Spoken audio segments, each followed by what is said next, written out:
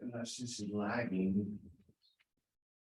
This thing is so laggy and I don't know.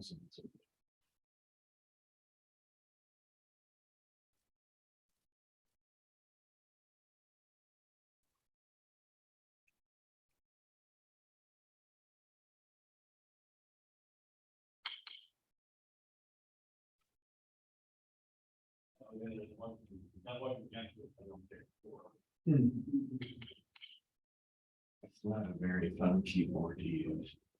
Enable editing, try that. Now let's see if it'll let you get rid of it.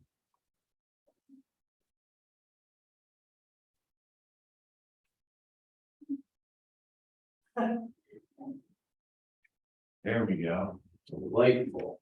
Got it. Okay.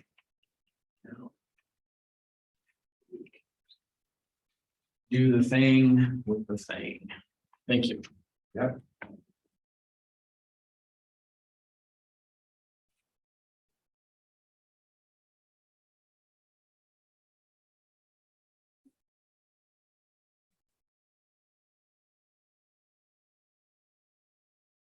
Now, where's that little thing at the bottom to share the screen? Like I can't. You gotta maximize that. Right here. Go to 'Cause usually it's down there and now I can't find. well, yeah, you're not in the, you gotta go into the main. You gotta go into the Zoom, the big Right here. Ah, there we go. Okay, thank you. uh-huh.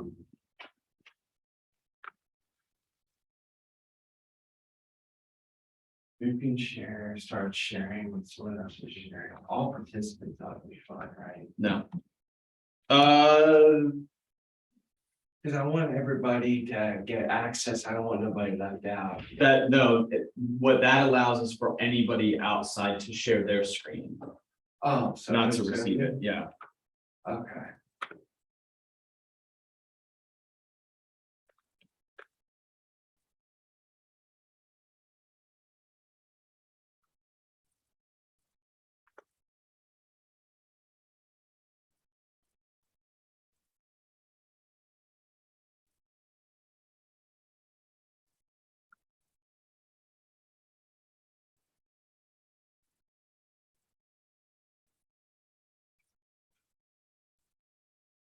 Recording in progress.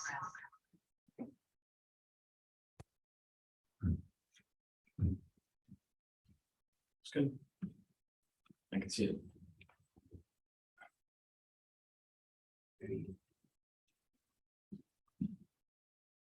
Alrighty.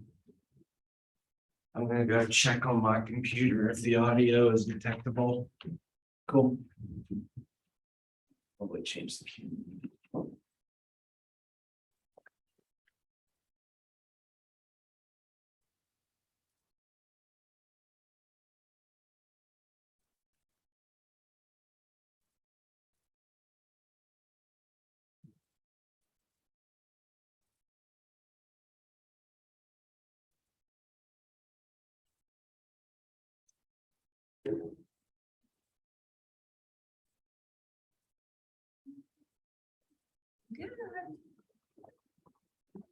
Hi.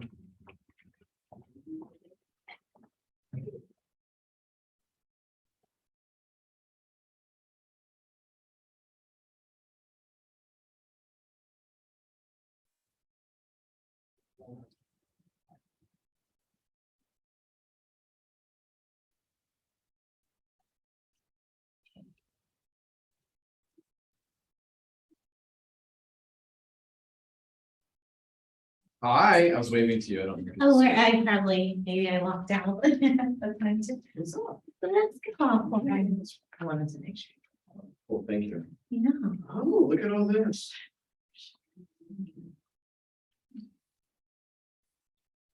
Do you have them this morning? No, my neck's not feeling amazing. Yeah.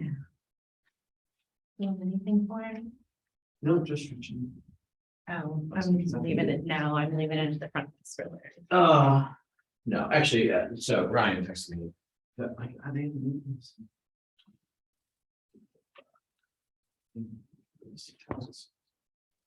My commercial mortgage was stolen. So it's not. Did you bring this one? Nope. But I'm gonna keep them. Audio is coming through out on my end, fine. Right, we're ready to go. I'm ready. T-minus 6 minutes. Get some peeps. Yeah. There's the, did you bring them and some stuff? Rachel actually did. Oh, good. Good, good, good. Awesome. She texted me and asked if I was in favor of that. I was like, Who absolutely. doesn't need a little bit of a pick me up? You Right. can come on in here, sir. Always nice to see you, Bob. How we doing? Well, thank you. Where's your hall pass? My hall pass? I'm out without permission. Hall yet. pass? Oh my. I'm out without permission. I know. Who would want to leave? It's like a tropical paradise in there. I know. I keep it so warm. In here? No, in my office. Oh, you're off, yeah. My big picture on the back wall. Yep. Yeah, and then Palm trees, a little misty. I should really get a palm tree for my office. That would be great. Hi, Tina, good morning. Morning, you look beautiful today. Thank you, stop. I love your red shoes. The money tree in the entryway was a gift from one of my coaching clients. She wouldn't usually pop it. Good. But if you ever want to take it. you can have it. I should. Do you think anybody would notice? Just keep them. A couple pineapples hanging. Yeah. Yeah. Yeah, that would be my Christmas. I'll walk in, decoration. Miss me every once in a while, remind me to flip over. Get the ocean sound going. Yeah, that could be good on some days, and other days I think I'd be in the bathroom too much. Yeah, I was just gonna say. I'm not a big fan of the in my car, if I switch modes every once in a while, it'll turn on to like sounds of the ocean. I'm like, no. I gotta find a restroom. Good things when you're on the Bob. How are you this morning? Amazing, how are you? Good. Good.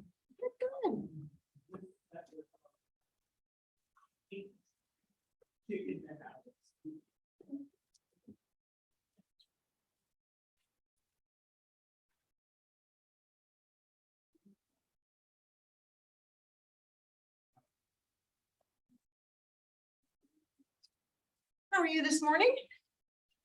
After you just showed something in your mouth, I'm sorry I asked you. I'll wait till you swallow.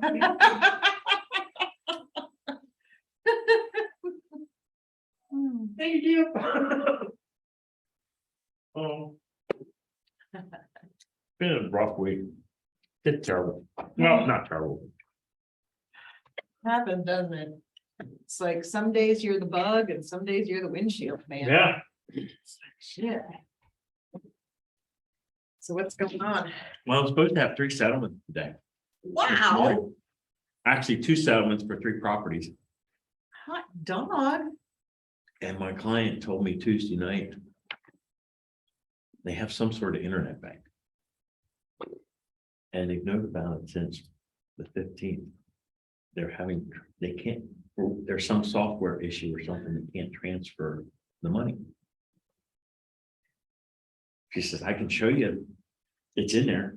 It's just every time we hit to go transfer, this error message. I'm gonna come scoop it out. Okay. I'll be in Zoom. Yesterday, I said, look, Let me You go. can do something. Yeah. I mean. Is there a human you can talk to manually override it? Apparently they finally got a hold of a person that they have a name and a direct dial, but this person doesn't have authorization to do something. I said, well, get on the fucking, climb through the fucking phone and grab somebody by the neck. Sorry, but. Yeah, no, that's I said, why. this is. Yeah, I just, It's like, and that was number 3. Number 1 was Sunday. I got attacked by a dog. Because I volunteered at the SPCA. And this.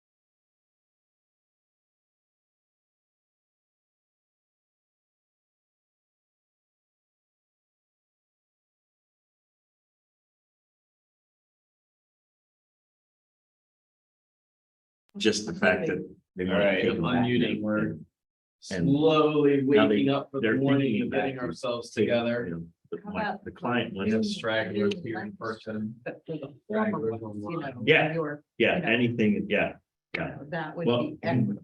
he made the response. Can anybody online share? Can you guys hear me? Some of the ones I showed in New York, he hired a buyer's agent who's going to have him handle. Can anybody just say yes Oh, wait a minute, no, wait a minute. out loud? Call out. Yeah, I Caitlin. hear you. Thank you. Yeah, I agree. That's a, So then we can- then we can- that's we a, have audio, okay. yeah, been there, done that. It's not fun. Yeah. Not fun at all.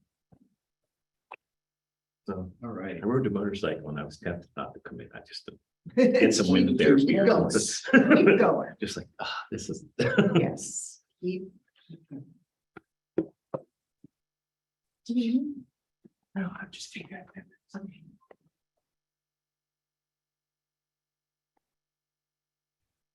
See the new rig?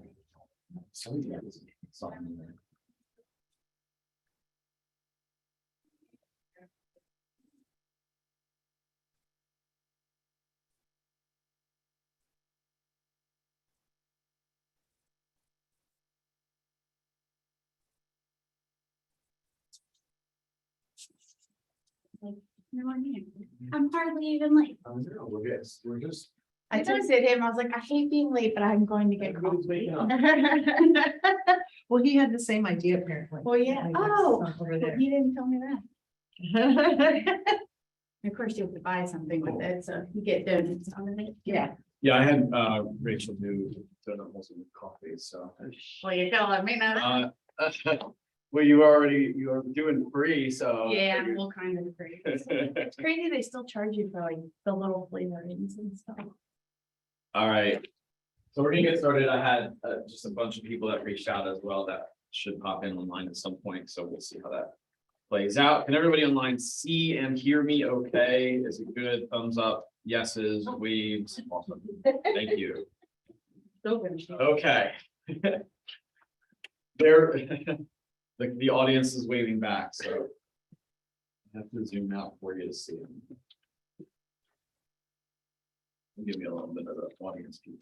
All right, so so the book shift, we got ourselves from tactic 1 to tactic 3 the last time, and now we're into tactic 4 and 5, which like tactics 1 through 3 are really they set the stage for succeeding in all the other components of where you need to put attention in the shifting market.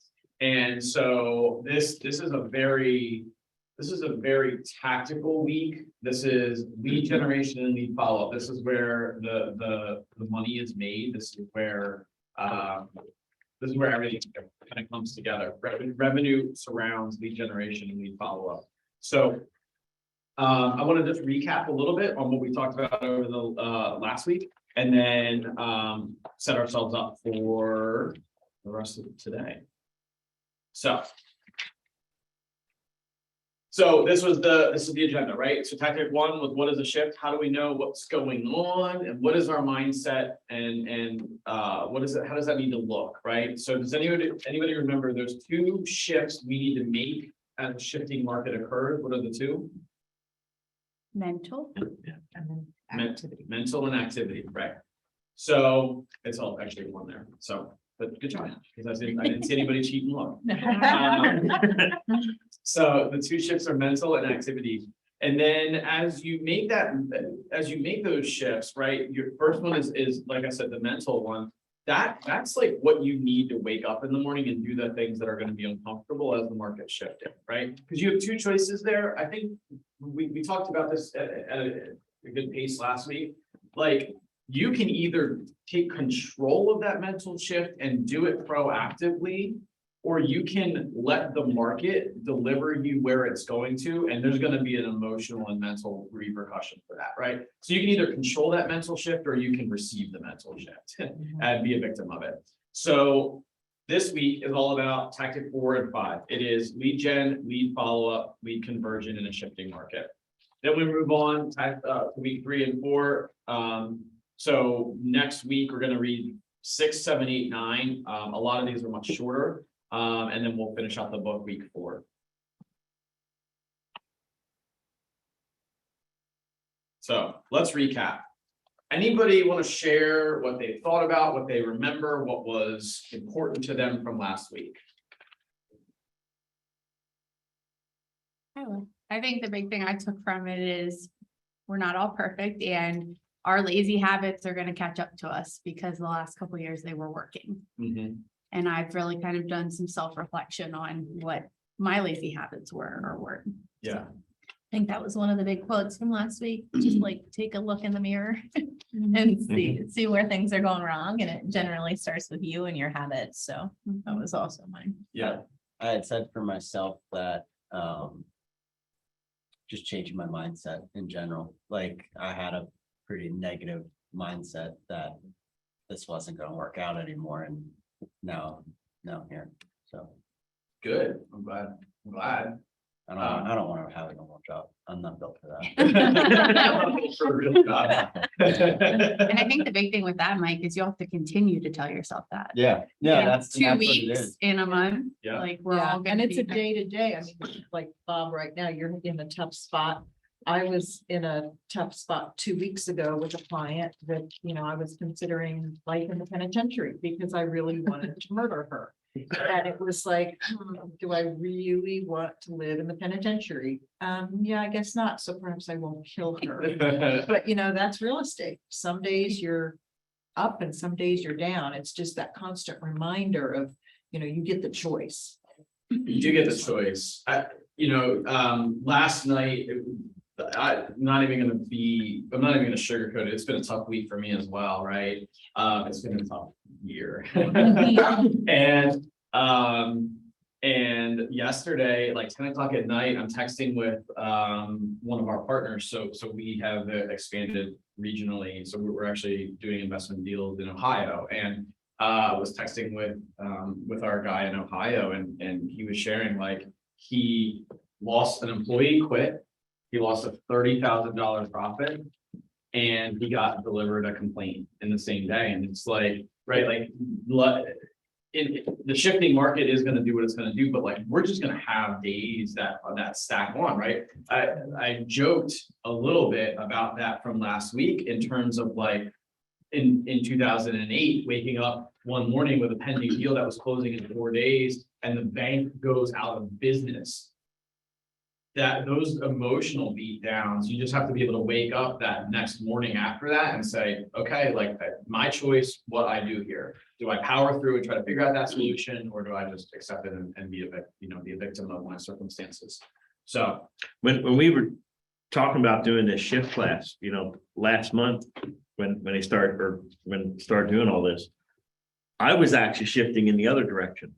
I had so many contracts signed that I had a chance of doing like 5 deals.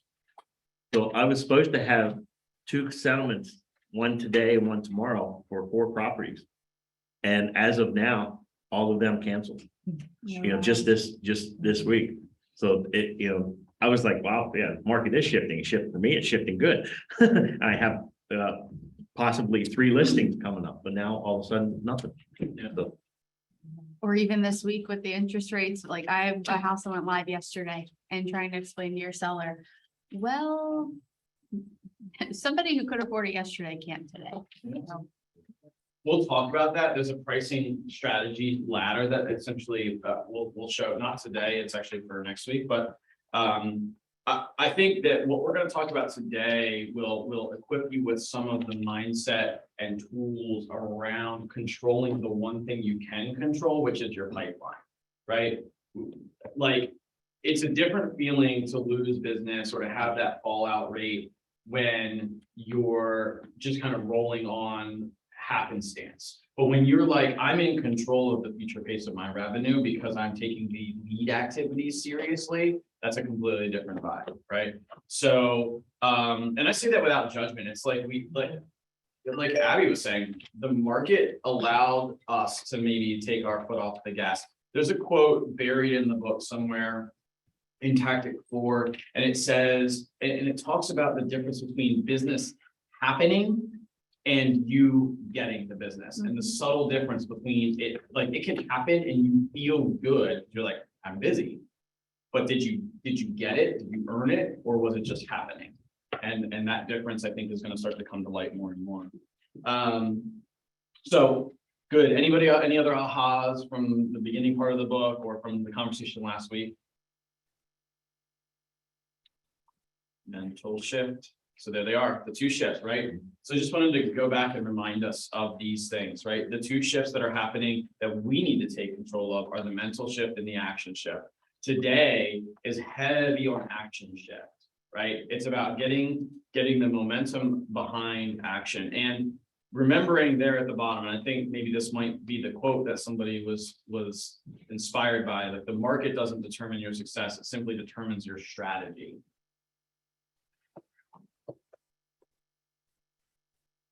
So again, equipping us to have this conversation. We talked a little bit about this. This is not explicitly in the book, KPIs and KPAs, but these are the data points that educate our moves at this point, right? So we did talk about this from a market perspective, and we're going to go back and talk about the 2 different types of markets that we need to deliver messaging to, okay? Well, that'll make sense in about an hour, but has anybody looked at market data differently since we talked last week? What do you see? What were the things we talked about? We talked about I looked Days at on back market. on the market a lot more. days on market, back on market. What else? Cancels, mhm, right? Expires, mhm. right? So we're just keeping an eye on that. Rates, Seller assistance. seller assistance, offers, like these are all the numbers we talked about last week. How many offers we were getting? It was like easy. Oh, 3 offers. Like that was like kind of the norm. And we got lulled into average days on market was 4 or something insane, right? And in a balanced market, we talked that that's a completely anomalous thing, right? So so the key performance indicators are telling us like what's going on, what are they indicating, and then the activities that are underlying that. Now we're going to take that to the action side of things, because there's key performance indicators of the health of your business, and then the key performance activities, which are the things you can control. Every number that you look at, you should ask, what is the activity, what's the lever I can pull that would impact that number, right? If I don't like great example, the ultimate lag measure of you and the health of your business as a real estate agent is revenue. Right? It's your GCI. So what are the lead indicators that you can control, the levers you can pull that help get you a lag indicator that you like? Calls, Lead, connections. yes, lead gen, lead follow, exactly. So that's where we're going today. All right. So I wanted to cycle that back around because as we're talking about the action side of KPIs and KPAs, that's exactly where this conversation leads us. Okay, I wanted to show this graph again, because I think this graph is, and I found the one that didn't have it cut off. I think this graph is really important because we need to remember where we are in the cycle of the shift, right? We've gone, market conditions are turning and the expectations are still lagging behind, right? Abby just said it. Hey, seller, the interest rate just changed. So the buyer who could afford your house on Saturday can't afford your house on Wednesday, okay? The problem is that the buyer made the decision to make their move 2 weeks ago. So their expectations are lagging. Does that make sense? And so we need to be focusing on the cutting edge. We need to be hedging ahead of that. And so right now we're in the survive part of the curve, which is where we need to be kind of working extra hard to be able to support our business as the market's adjusting down. And this is really when we need to double down on those lead activities that we're going to talk about today. So tactic 4, lead gen. Find the motivated. So that's actually really funny. I got Ryan's instructor copy. You see the green highlight?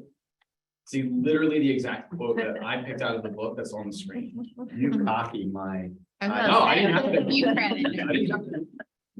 That tells you, right? Like and I shared the story last week about how we arrived in the market and we didn't even know it was shifting. We didn't know what we didn't know. And so like, if we both picked out the exact same quote, it tells you everything, right?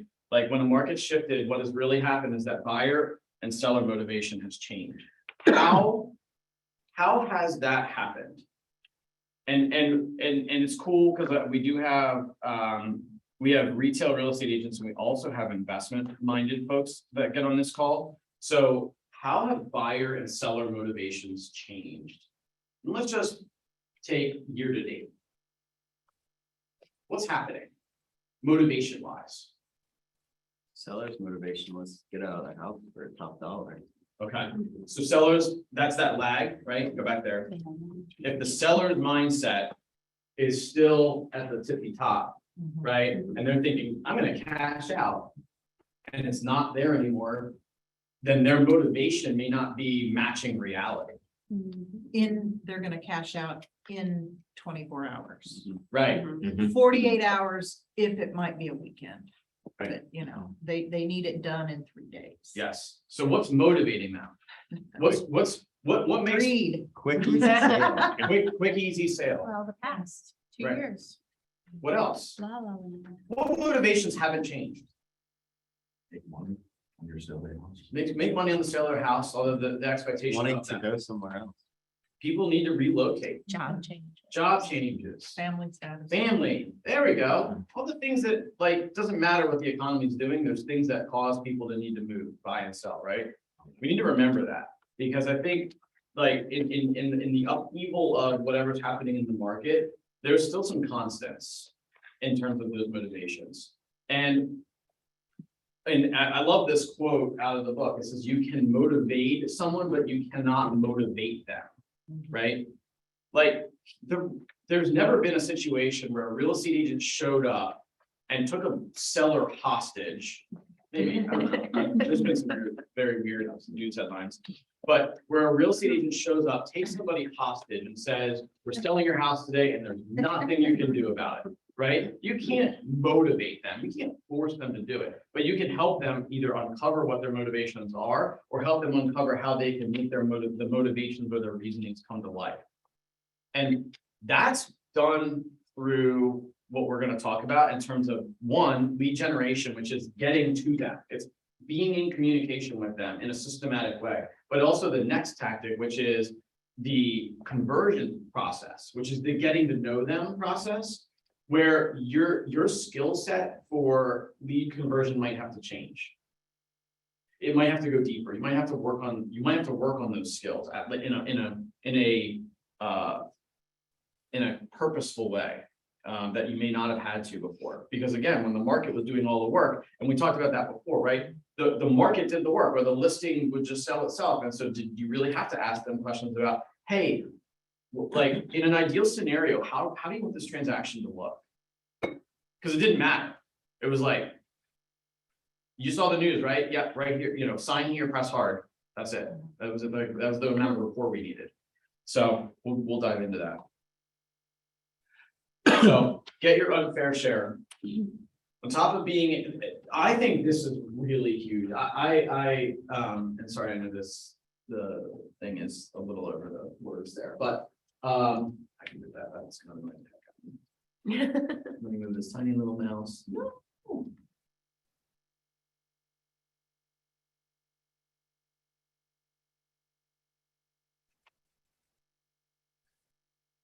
There we go, backwards, yes. I went forwards, there we go. Okay, so on top of being a transaction, knowledge and service business, our industry is a script and dialogue skill-based business. What does that mean to you? It means that scripts aren't bad. Like in the beginning, I used to think, oh my God, scripts are terrible, they're embarrassing, they're humiliating, people can see through it. And then, you know, someone said, if you go to a burger place and they say, do you want fries with that? That's scripted, but yet they're still offering you a service. And so, you know, for you to know the next script to say is still benefiting your client, even though you have said it a million times, it's still fresh to them. And even if they anticipate, do you need fries with that? They still might need fries with that. So you have to be comfortable with your scripts and your dialogues. And it might be the first time those particular people have ever heard them. But to you, it sounds rote and repetitious because that's our job. Well, Yeah. I think going off the bat is transitioning a script into something that sounds like it's from you. Not just that it sounds like it's from you, It's genuine. it is from you. Right. Right? I think there's a psychology to this, like, what's the purpose of the script? To give you guidelines through, you know, to help you and your client, be they a seller or a buyer, to get from point A to point B as painlessly as possible, and for you to be in control of guiding them through the process. That's really true. The ones written by Keller Williams contain embedded commands and tie downs and things. And the only person that knows that you're using a script is you. So get out of your own way. Yeah. Right. I'm gonna give, I think, I'm gonna paraphrase the definition of what I would say a script is. I'd say a script is something that allows you to deliver the service you want to deliver in a systematic way. Right? Like, if you think about, do you want fries with that? If they didn't ask that question, two outcomes. One, what if you wanted fries and forgot and they didn't ask you? Or two is, for their benefit, they want to upsell you, right? The script is, it has a purpose, right? So I think being comfortable with the fact, and it's not just about the word script, it's also about the word dialogue, skill-based business. And I'm going to go back to the 30,000 foot view of this quote. I think what this quote's also saying is we can't get in the weeds of being super knowledgeable about transactions and not doing the activity to generate the business, right? At the 30,000 foot view, it says on top of being a transaction, knowledge, and service business, which is doing the business, our industry is also, I'm going to add also a script and dialogue skill-based business. That's the hunting, right? If you're only servicing but not hunting, you're gonna not have any business to service, right? So I think that's really incredible to think about there. And on page 51, he says to have sales, you must have leads. Seems obvious, right? So it's just important for us to think about that. Dang, Ryan, you had the same quote highlighted. No. Everyone there, as we No. know. You guys You are very, heard the same quote. You guys I- are I very- didn't- you guys really like each other. Oh, So- 15 years. I know. So. I just. I think that that's really important to think about. He talks a lot in like the beginning of this tactic. He said the one section is called moving past your myths. And like, there's myths or preconceived notions about the word script or about these types of vibes. There are 4 people on the call that I can see that are from the lead management department over at Integrity First. Like these people, we see that department, they script and role play every day. And they actually have 0 hard written scripts there, but they're responsible. That's the group that set 175 appointments in August, right? So with 0 hard written scripts, it's all dialogue based skill over there. And so like, I'll share some books that you can use that to grow your skill set there, but like now's the time to do that. Like learn the skills and apply them as you're scaling up your lead generation efforts. So 2 foundational truths. Again, this isn't talking about kind of the myth side of things. Lead generation doesn't have to cost money if you don't want it to. And if and when you do spend money, it doesn't have to be risky. So what do those mean to you? Like who's spending money for lead generation right now? Yeah. 1 person. 2 people. 2. Anybody online? Like very little, right? So you can create a successful business. You have multiple people who have like multi-million-dollar businesses that didn't raise their hands, that are not spending money. And there's no judgment there. You can or you don't have to. It says like it doesn't have to cost money if you don't want it to. You can create a business that's based on referrals and sphere and all that stuff. It doesn't mean you can be less purposeful though. So just be careful of that. So has anybody done anything besides attending today to increase the level of your skills around lead generation or the knowledge on how to convert them? Anything recently? You mean like practicing scripts and stuff? Either script and role play, going to any classes, anything you've done? So I've been doing the game room Mhm. on Mondays, and that KW offers, which is free, and it's a lot of fun, and it's fast, and it's energizing, and it'll give you like a sales bug, and then send you off and running. It's fun. That's cool. So I enjoy that one. And for me, like script and dialogue and skill based, like even professional athletes have to practice, and that's, even though we're already professionals, we still have to practice. And So that's then kind of, Professional athletes. that's kind of how the game room is for me. Who's the best basketball player of all time? I agree. Michael Jordan. I mean, I would argue that there's not really a competition. Like 5 foot. Yeah. We talk about Michael Jordan all the time. We talk about Michael Jordan all the time. Michael Jordan, there's a quote floating out there in the universe somewhere, and I should have pulled it down. I actually thought of it last night and didn't even pull it down. He said, there's no shot I've ever taken in a game that I haven't taken in practice. Like if you ever read the book Winning by Tim Grover, it's a little bit of a dark book, not gonna lie, because like winning at a high level is a little bit dark. But in that book, he talks about Kobe. He was Kobe's coach and also Jordan's coach. And he talks about the obsessive discipline to practicing basics, those basic skills, because it didn't really matter. Like the fancy stuff didn't matter if they weren't practicing basics. And so I think that when you're talking about those fundamental things of lead generation, the basics really do matter a lot. So one of the things that we need to do as we're doubling down, and now we're going to focus our energy right around lead generation, is we absolutely have to stop spending time and money on lead generation activities that don't work. We're going to hear from a special guest a little bit later about sort of an exercise that we did to get more clarity around where we wanted our business to come from and also make our spending more efficient. Because remember back to tactics 2 and 3 about doing more with less, right? And remargining your business. Like we talked, in order to make educated decisions about what money to cut, you had to do this KPIs, KPAs, because you had to know what you were going to cut your spending to, right? If you just cut the spending to the things that are working, that's not a great strategy. So we're going to talk about that, but here's an exercise that we're going to do right now, specific to your lead generation. So everybody get a piece of paper, and we're gonna do this exercise together.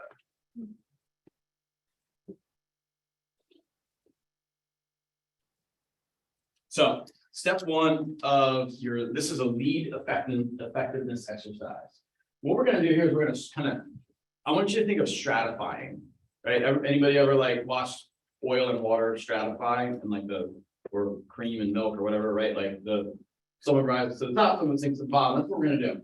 So I want you to write down your top 10 lead sources, which also could be eye-opening in its own right, because you might find you only have 2. So let's do it. Top 10 lead sources. Do it regardless of what your business looks like.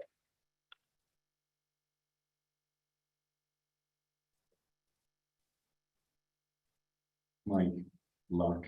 Number 1. Can we put down one? Number 4. Family, friends, It has to go more. Why would you put sphere of influence. Okay.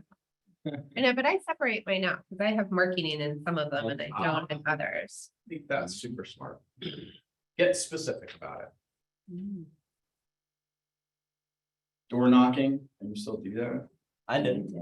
Good. We did this summer. One of our, and I don't see them on here, one of the Pittsburgh agents was sharing, like, I was teaching 3 months ago, and I just shared like, and this is something that we always talk about, like, when you do an open house, you just knock the nearest 10 doors, right? And just let them know, hey, you're gonna see some extra traffic around the neighborhood, I'm doing an open house, I'm sure you saw the sign. Like, you're just doing an introduction, it's not really like we talk about scripts, it's not really like pushy. You're also inviting them. Yeah, but you also invite them and got a listing from it. And then, and the agent that was at the class actually shared that story with a new agent, and the new agent's the one who got the listing.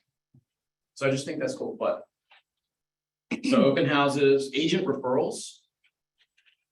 I'll share a story about agent referrals in a bit. Sign calls, sometimes called block, also called leveraging your listings. Client parties. Going after expired listings, all those things. Okay, so exercise there. Step 1, write down the top 10 lead sources. Step 2, write the number of closings beside each. That might be hard inside the class, but even just give yourself like a reference of what was your number. You can skip right to step 3 and prioritize based on your hunch, but I recommend you go back and do the data. Because, and I'll share with you why. At least do a percentage. But at least do a percentage, yeah. So like start to prioritize them. What was the priority? We're saying in the past year? Or? Yeah, Be curious if everybody actually is hardcore about tracking all their lead sources like religiously. I I don't. Unfortunately. so I'm not sure all of it. I was talking, it's a good point, just tracking it goes back to KPIs and KPIs. It's a reason I brought that up. So I was talking to a friend of mine, and she runs a really great small team business, and I challenged her to do this because she was like struggling a little bit. I'm like, boy, where do I spend my money? And feel like she actually, her budget was it was too good. She was overly profitable. It sounds scary, but it sounds unbelievable, but it actually is true. Like, if you want a 30-30-40 model, you want a 40% profitability model. She was like 80% profitable, meaning she was underspending on her top lead sources. Okay, if that makes sense. And her top lead sources were she calls it her forever clients. And I was like, double down on that, host a party. She was like, you know what I mean? Like go in on that, because you don't even know if you're maximizing that lead source at this point. So that's kind of what educates it. She hadn't done this. She hadn't actually counted the number. And it was like a tremendous proportion of her business was coming from that pool. And she thought it was more like 40%, and it was like 80%. So do the real numbers, the real math. So you may not be able to do that 100% in class. Anybody, as you do that and you start to prioritize, anybody having an additional level of awareness? Anybody see anything that stands out? Well, I could. Go ahead.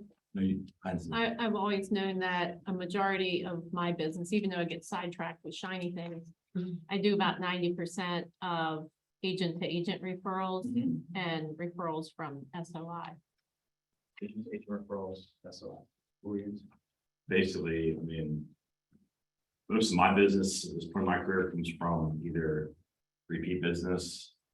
Like, I guess a referral business or something like call Bill, or like they know me already. Yep. Through like just knowing Mhm.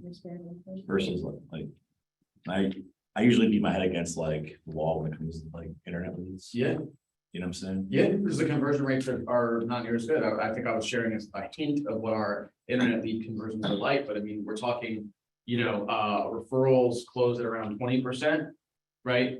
Just either it's a good fit, not a good fit, whatever. Our internet leads converted around 3%. And you can't control them. So you're like Yeah. at the mercy of that data or whatever that system is. Whatever giving you a you're lead. buying. And then depending on what the system is, if you're not available right on the spot, you lost it. Yeah, yep, Realtor.com, Zillow, those, yeah, they're in control of your future 100% while you're paying them.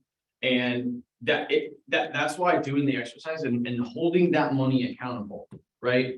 I think it's the smartest business decision they made to go from the paying up front to the referral, because it lulled us into thinking it was okay because the cash wasn't coming out of our checking accounts as agents up front.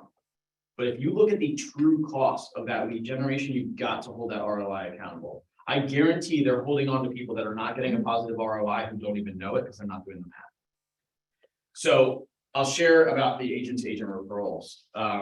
As Mindy was sharing, that's a top source for her. One of the agents that I coached, the Max coach, did this exercise, pretty much didn't have a clue, like really what it was. Thought it was like spread all over the place. Turned out it was like 60% of her business was coming from agent-to-agent referrals, but not just that, it was the high dollar referrals.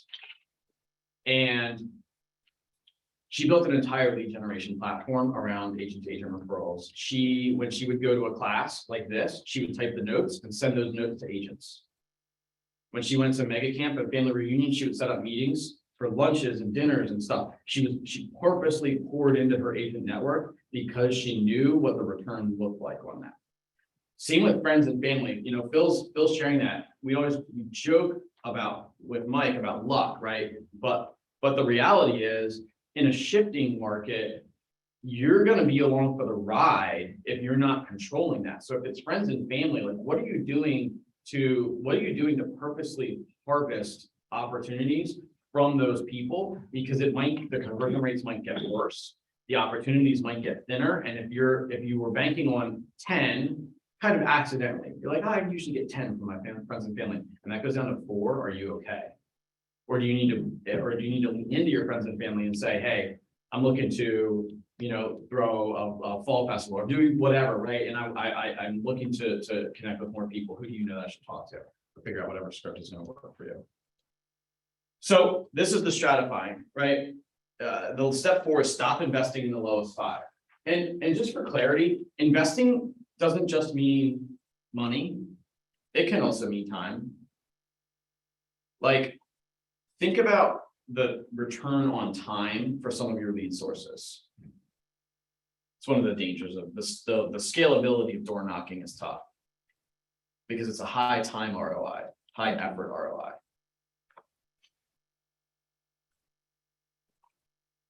So stop doing what doesn't work. And then figure out what does work. So revisit the prior exercise and use it in reverse to figure out what's top and educate your business based on that. I'm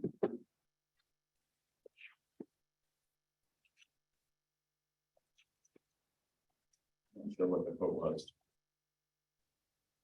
Oh yeah, here it is. The one who succeeds, or the ones who succeed will be those who understand the quickest. Wait, that's not it. Anyway, whatever that. I don't have it highlighted in there. No, it's not highlighted. So move to mastering your lead generation. That usually shifts you right out of.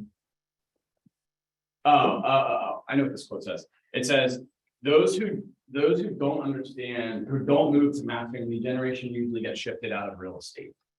That's what the quote says. Sorry. The formatting when I moved from Apple to didn't love it. Okay.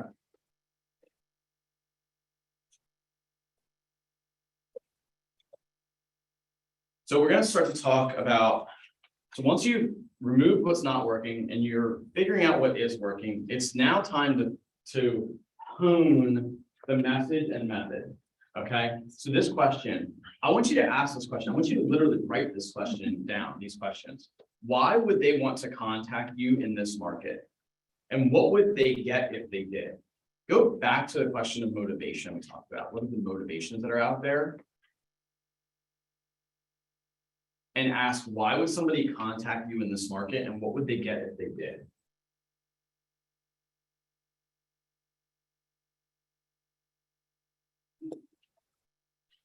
What does that spark for anybody? Can't even answer the question myself sometimes. Can't even answer the question myself sometimes. Do you think of it purposefully? Isn't that kind of your value proposition? Totally is. Yeah, it's totally your value proposition. And getting really clear. And is your value proposition relevant for the market we're going into? Right? Is what you're offering, does it matter anymore? This is why the prior market was super dangerous, because the value on agents was to open doors and write offers fast. That skill set, we talked about this last week, the mindset and activities, right? That skill set probably doesn't matter as much now, right? Now it's like, who can, like, and the things we're going to talk about later in this book, bulletproofing the transaction. Who's good at risk management, so you don't lose as many deals, or you can start to sniff out things that are a problem faster, right? Because as the, like, you guys know that in the Millionaire Real Estate Agent book, what's the fall through rate that he uses for a healthy real estate business? How many deals fall out and don't close? 15%. That was 40. It's 20. Really? Who lost 20% of their deals in 2021? What was your close rate? 98.5%, right? Like literally cash, no conditions, no contingencies. So we weren't even accounting for the right numbers at that point. So it's just, so again, it goes back to like, what's the value proposition you need to carry into this? Because the message that you need to offer, and the reason this matters is you need to know what you're doing to be able to offer something that's relevant to other people. And the two M's are method and message. And you can start writing that down. We're going to cover a lot of this in a bit. So first, we're going to talk about message. And she literally looks exactly like in the headshot right now. Is that crazy? Are you wearing the same outfit? I am. Okay. She just uploaded that. I know. She sent it to me this morning. So I have Lindsay hopping in here, and the reason, and I shared this a little bit with you guys in the first week, and I alluded to it here today, is like we've done a tremendous amount of work at refining our message to match not just what we do as a company, what we stand for in terms of core values, but also making sure that it's relevant to what the potential customers need. And the person who really has spearheaded a lot of this is Lindsay. So I gave Lindsay a couple of prompting questions, and she prepared essentially like an entire full presentation worth of information. That is amazing. And I'm going to let her just run with it. I'm going to try, if I can, to highlight you as a speaker. Go ahead. All right. When he says he gave me 3 prompting questions, he left out the fact that I got these at like 9:45 last night. All written this morning. What's new? But this is what I do, like you said, and what I've been so focused on for the last 10 months. So it wasn't hard to jot down some notes and share about that. So I know he's mentioned Donna Miller's Building a Story brand, and he talked about that last week. If you haven't read that yet, go do that. And if you have, maybe refresh yourself on that. That's where I started when I came over here to Integrity First. And I'll just paint the picture. Have you painted the picture yet of what it looked like before? Nope. Okay. So I'll talk about the pizza pie of lead gen. Yeah. So our our lead gen was very scattered. We've got it down to a core 4 now, and the top 4 that I invest the most heavily in and watch week by week, day by day. And then as far as our brand and our message, that was also extremely scattered. We had 17 different social pages, 17. It was a mess, and they did not all have the same look. They didn't all have the same purpose or message. We had a billboard that didn't match our commercial, that didn't match any of our websites. So you can see how the message we were putting out there was extremely scattered and confusing. And anytime you confuse a buyer or seller, they say if you confuse, you lose. Like, clarity is crucial. So that's what I really focused on, was clarifying, what do we want our story to be here? Like, what is the impact of what we do, and how can buyers and sellers find themselves in that story? Because that's what's really going to drive home the impact and attract people to want to work with you and see value in doing business with you. So first prompting question is, how do you craft a message that resonates with your target audience? And I would ask you all a question there is, do you know your target audience? Can anybody share descriptions about their target audience right now? Basically a female age 24 to 54. Mindy says a female age 24 to 54. Yep, I can hear. Good. Okay. Anyone else? You mean like the overall, or like one general characteristic doesn't matter? I would say York County home buyers and sellers. York County home buyers and sellers. Okay, what else? Okay.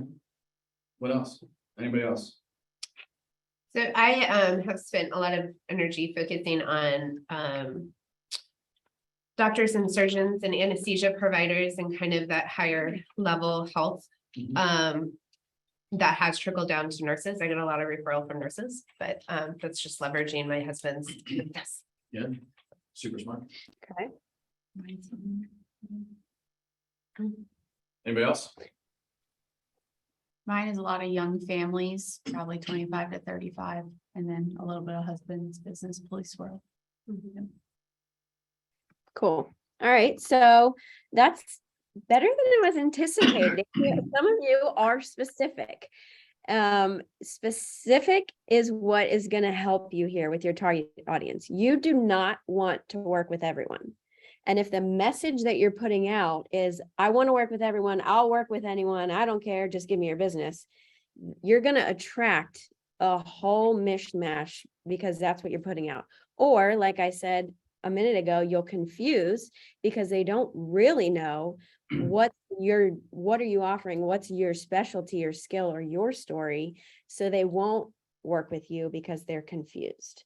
When you can get very specific in targeting your audience down to their age, their gender, their family type, what they do for work, what they do to relax, where they like to travel, what hobbies they have, then you can start crafting your message in a way that speaks directly to their life story.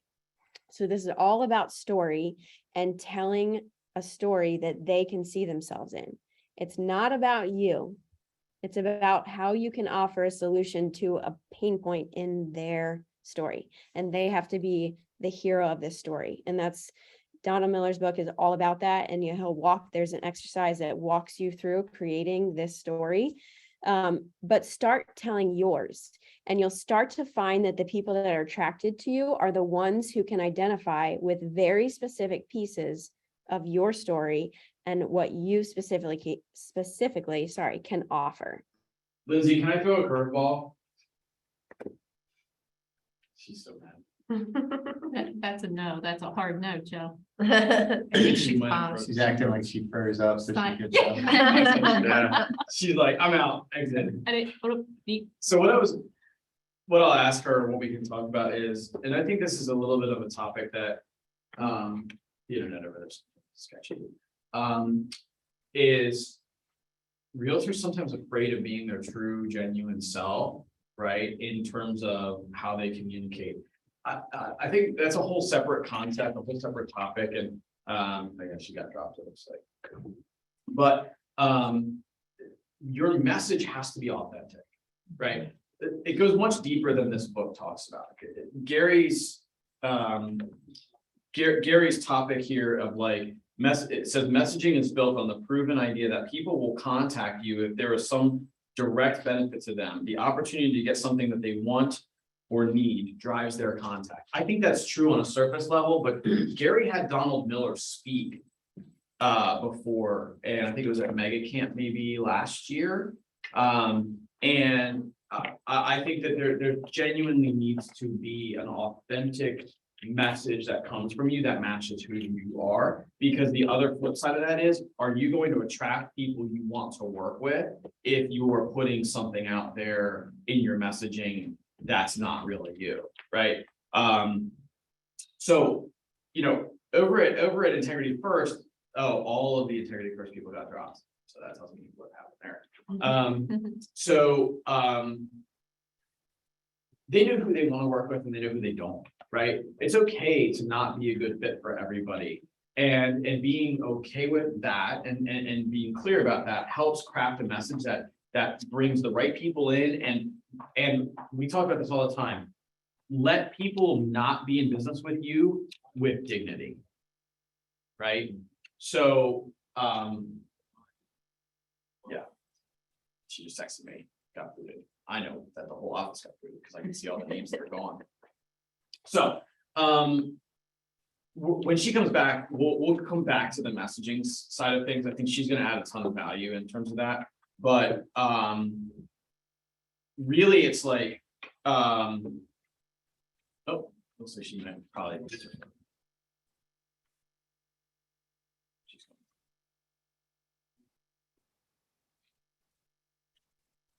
Hi. Hi, our whole building just lost internet. I'm back now. Okay. I was on a roll too. Where did it cut me off?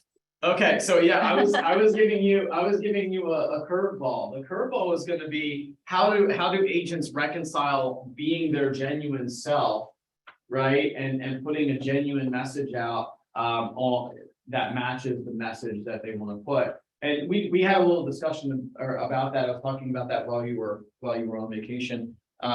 So we can just skip next to your next prompt, or if you wanted to keep going with what you were talking about there. We can move on if you guys Okay. talked about that. That's good. The next question was, how do you measure if this is working? So are you getting leads? Are you getting referrals? Or are you hearing crickets with what you're putting out there? And more importantly than just getting leads and referrals, what was their experience? Are they satisfied? Are they likely to tell somebody else to come work with you? So some of the specific ways that you can measure this is asking for personal feedback. You can do that with surveys. You can ask for reviews, testimonials. You can ask directly for the referral. But if you're not, again, getting specific feedback when you're asking, then you're not going to have good information about where and why and how to shift the message that you're putting out there. So ask things like, can you share the calls that you're making? Because I think they'll be Yeah. surprised that you're making those calls. you mean like with the content of the calls, the script? Yeah, your marketing calls. Okay, so I was calling 1 week prior to settlement. Now we're going to call 1 week after contract's written. And I'm asking the seller 3 questions about our brand and what their experience was working with it. First question is, how were you first exposed to our company that influenced you to reach out to us? So that's just helping me figure out what lead sources are working well. Second question is, if you had to describe our company brand in 1 word, what would it be? And those answers, I've heard everything from wonderful, helpful, lifesaver, ease, easy, which has definitely then translated into my messaging and changed my messaging, to things like disappointing, confusing, lack of communication, which also then impacts our actions and how we handle some of those things. So even just as simple as asking if you could describe your experience working with me in one word, what would it be? Can give you insight into how the experience was for them, that you can literally take that one word they share and put into your messaging to try and attract more of that. And then the last question I ask is on a scale of 1 to 10, how was your experience with our brand in alignment with our message of integrity, which ties to our name? And again, that's just more for a net promoter score. And the call takes about 2 minutes, and then I have very specific feedback on their experience.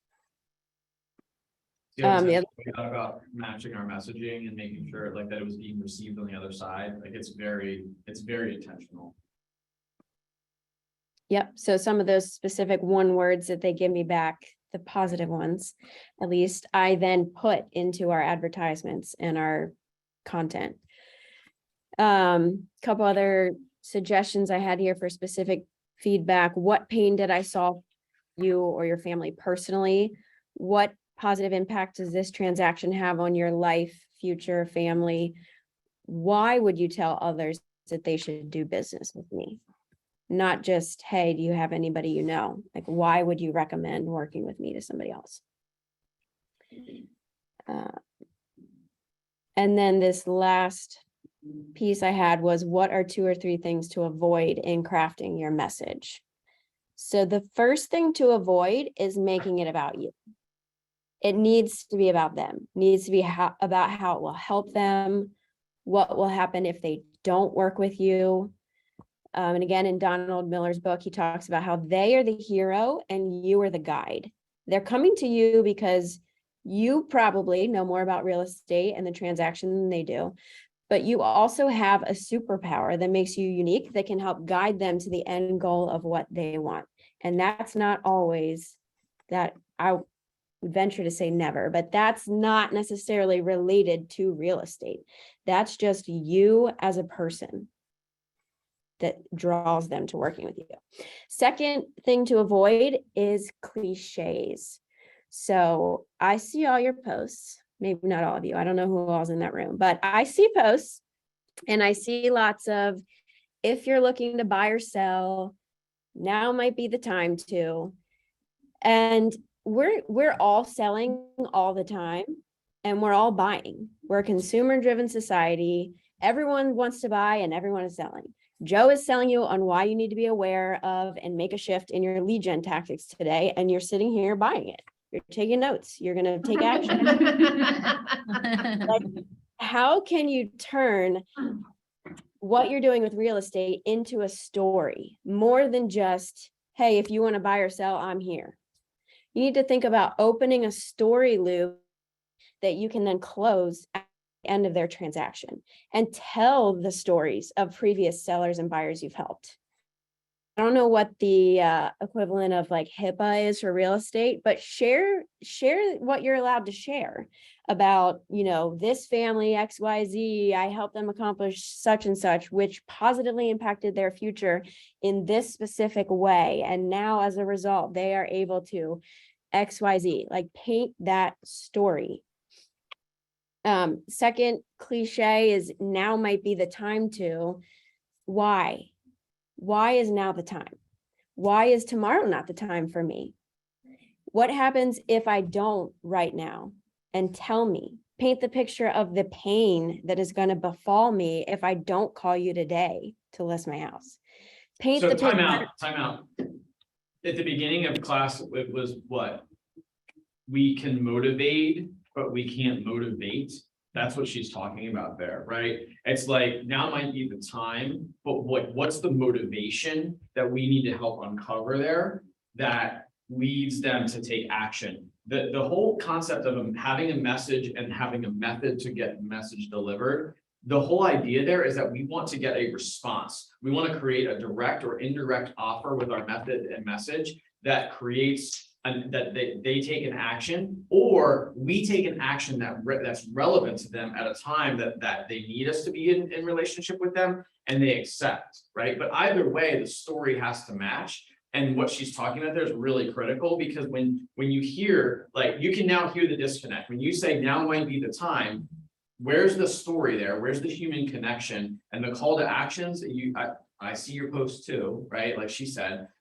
And do you get the true response on that? Or does the response come when you're sharing something that humanizes the process? And then all of a sudden, your friends, family, coworker, whatever, those people, like, these are your trusted core advocates. They're not going to respond to an ice cold canned cliche message.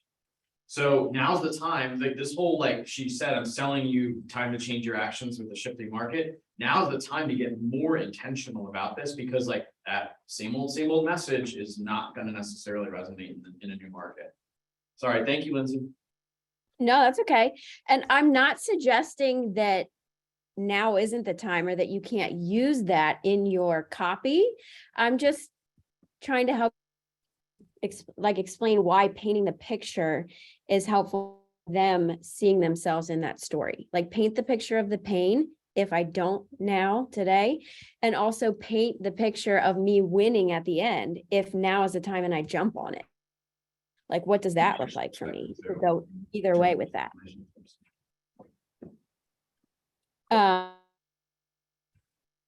So yeah, showing your own self in these posts and in this, like I'm talking now specifically about social media and lead generation that you do that has like copy in it that is trying to attract sellers to you. Like he said at the beginning, and have to cost money, and your apps are where people live, and it's a great place to foster and build relationships and pipeline network, all that, but you have to be intentional about it. It's not called the scroll hole for a reason. You get sucked in, like you have to go on there and be purposeful and intentional about it. And so these are some of the things to keep in mind when you're posting. Third thing to avoid in your messaging and method is don't make the mistake of only paying attention to your message on the front end that gets them in the pipeline or funnel or in the door of the house. That's not the point where you can brush your hands and be like, okay, great, they came to me, we're good. Now I don't have to be intentional about my message the rest of the transaction. How many of you have ever had a real estate transaction that went 100% smoothly, on time, no issues, no delays, no paperwork surprises? A few. I can't see if there are any hands. There's a Are there few. some Three hands? or 4 hands. Okay, so it has happened sometimes. Is that the norm? No. I'm seeing head shaking now. Right. Unanimous, no. Okay, so there's not always, but there's often something, and you need to be prepared with your message for the entire way through of that process for the unexpected, because that is what will leave them feeling at the end like they had an extraordinary experience. It's like dating. You put your best foot forward on the date.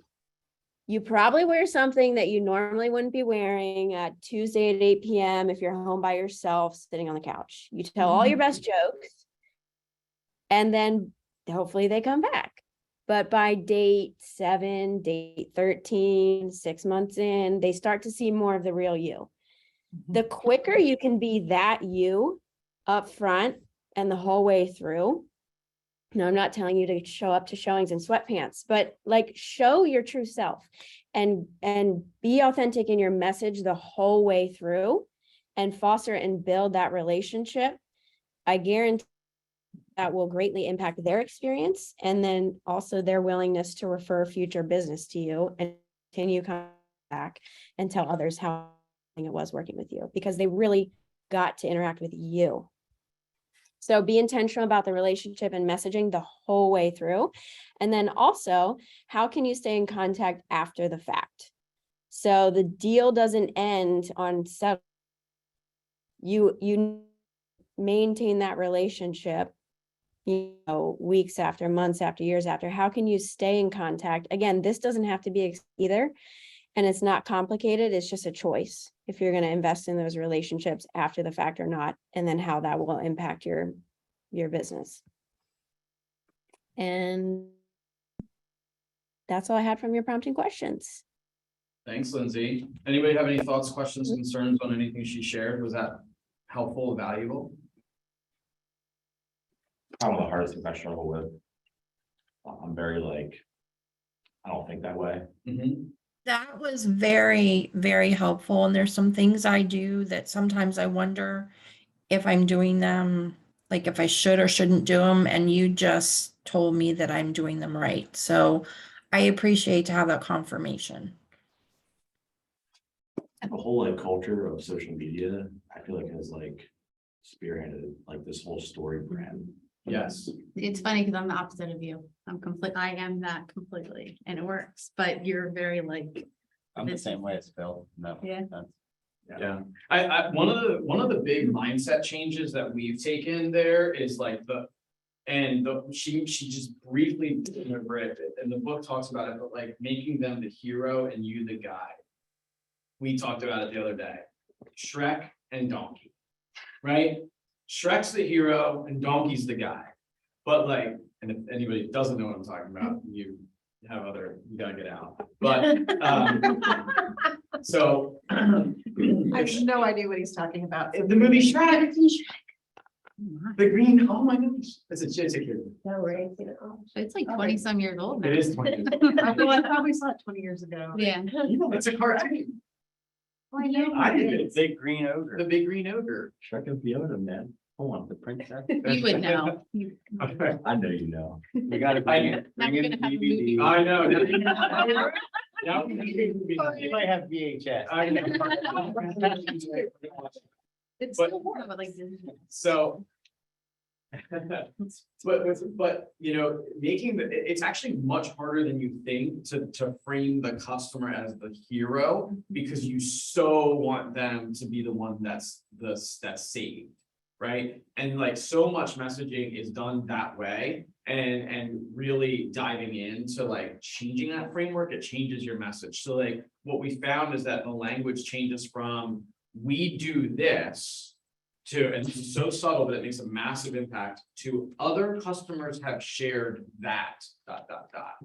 So we do blank versus "other customers have shared that blank," or "Mr. and Mrs. Smith felt we blanked well," right? So it's so subtle how those differences make an impact. Go ahead. Mhm. I was gonna say, or even something like, picture yourself blank, blank, blank. Picture yourself on the other side of this transaction feeling blank, blank, blank. I'm here to help you get there. That puts them as the hero, seeing themselves winning, and you're the guide. I'm here to help you get there. Like the warm and fuzzies. It is, it wasn't natural to me at first, and like the conversations were like, it was like, felt super abstract. But as we got better and better at it, it was like, the difference is dramatic, because you're like definitely working with people that are in alignment with your message, and you're not that you're repelling people who aren't, but you find that you have less of that like people who aren't genuinely interested in doing business with you. The tire kickers, the people who are not a good fit, don't respond because they're not seeing themselves being in a good fit. You see the difference? Like, I want to work with everybody in York County. Me, are you sure? You know what I mean? Like literally, like what percentage of York County would not be a good fit, right? So it's, I'm not beating that up. I'm just saying like that's how that. Delta, yeah.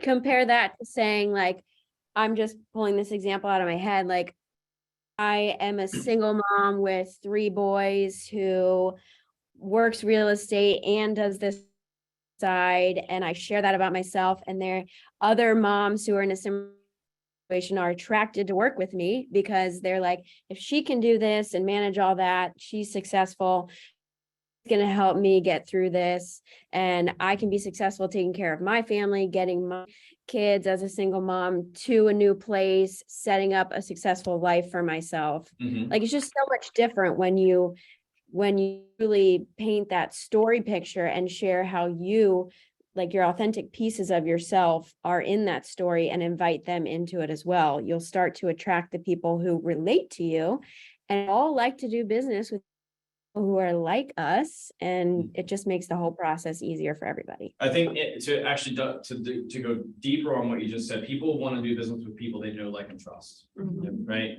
And so when you say, again, just to pull this particular cliche message out, now is a good time to buy or sell. What of that is creating knowledge, affection, or trust, or any kind of rapport, right? So just to be aware. Inside Shift book, he talks about a MOFR, which is essentially a call to action. It's a make offer for immediate response. I think from a tactical perspective, as you adjust your message, you need to also pay attention to, once they see what Lindsay's talking about in terms of they see themselves wanting to connect with you, it's also that you need to include a clear pathway so they know how to be in relationship with you. Not just that they want to, that's the first part, but also how do they do it? And that's that call to action. So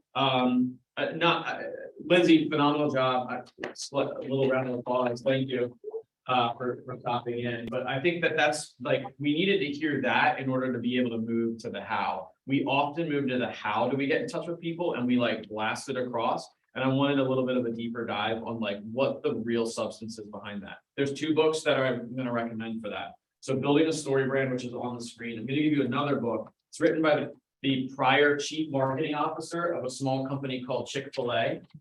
And I don't know if you've ever been to Chick-fil-A, but they are fairly good at customer experience. And they also are extremely profitable and tend to have very loyal customers. Like, they know their numbers at a very high level.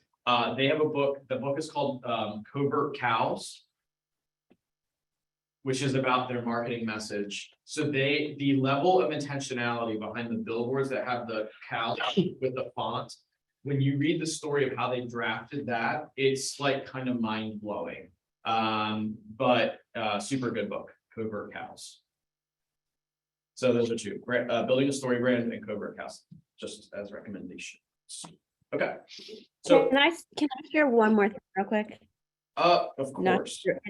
It's a quote go to for help it. them as they craft their message.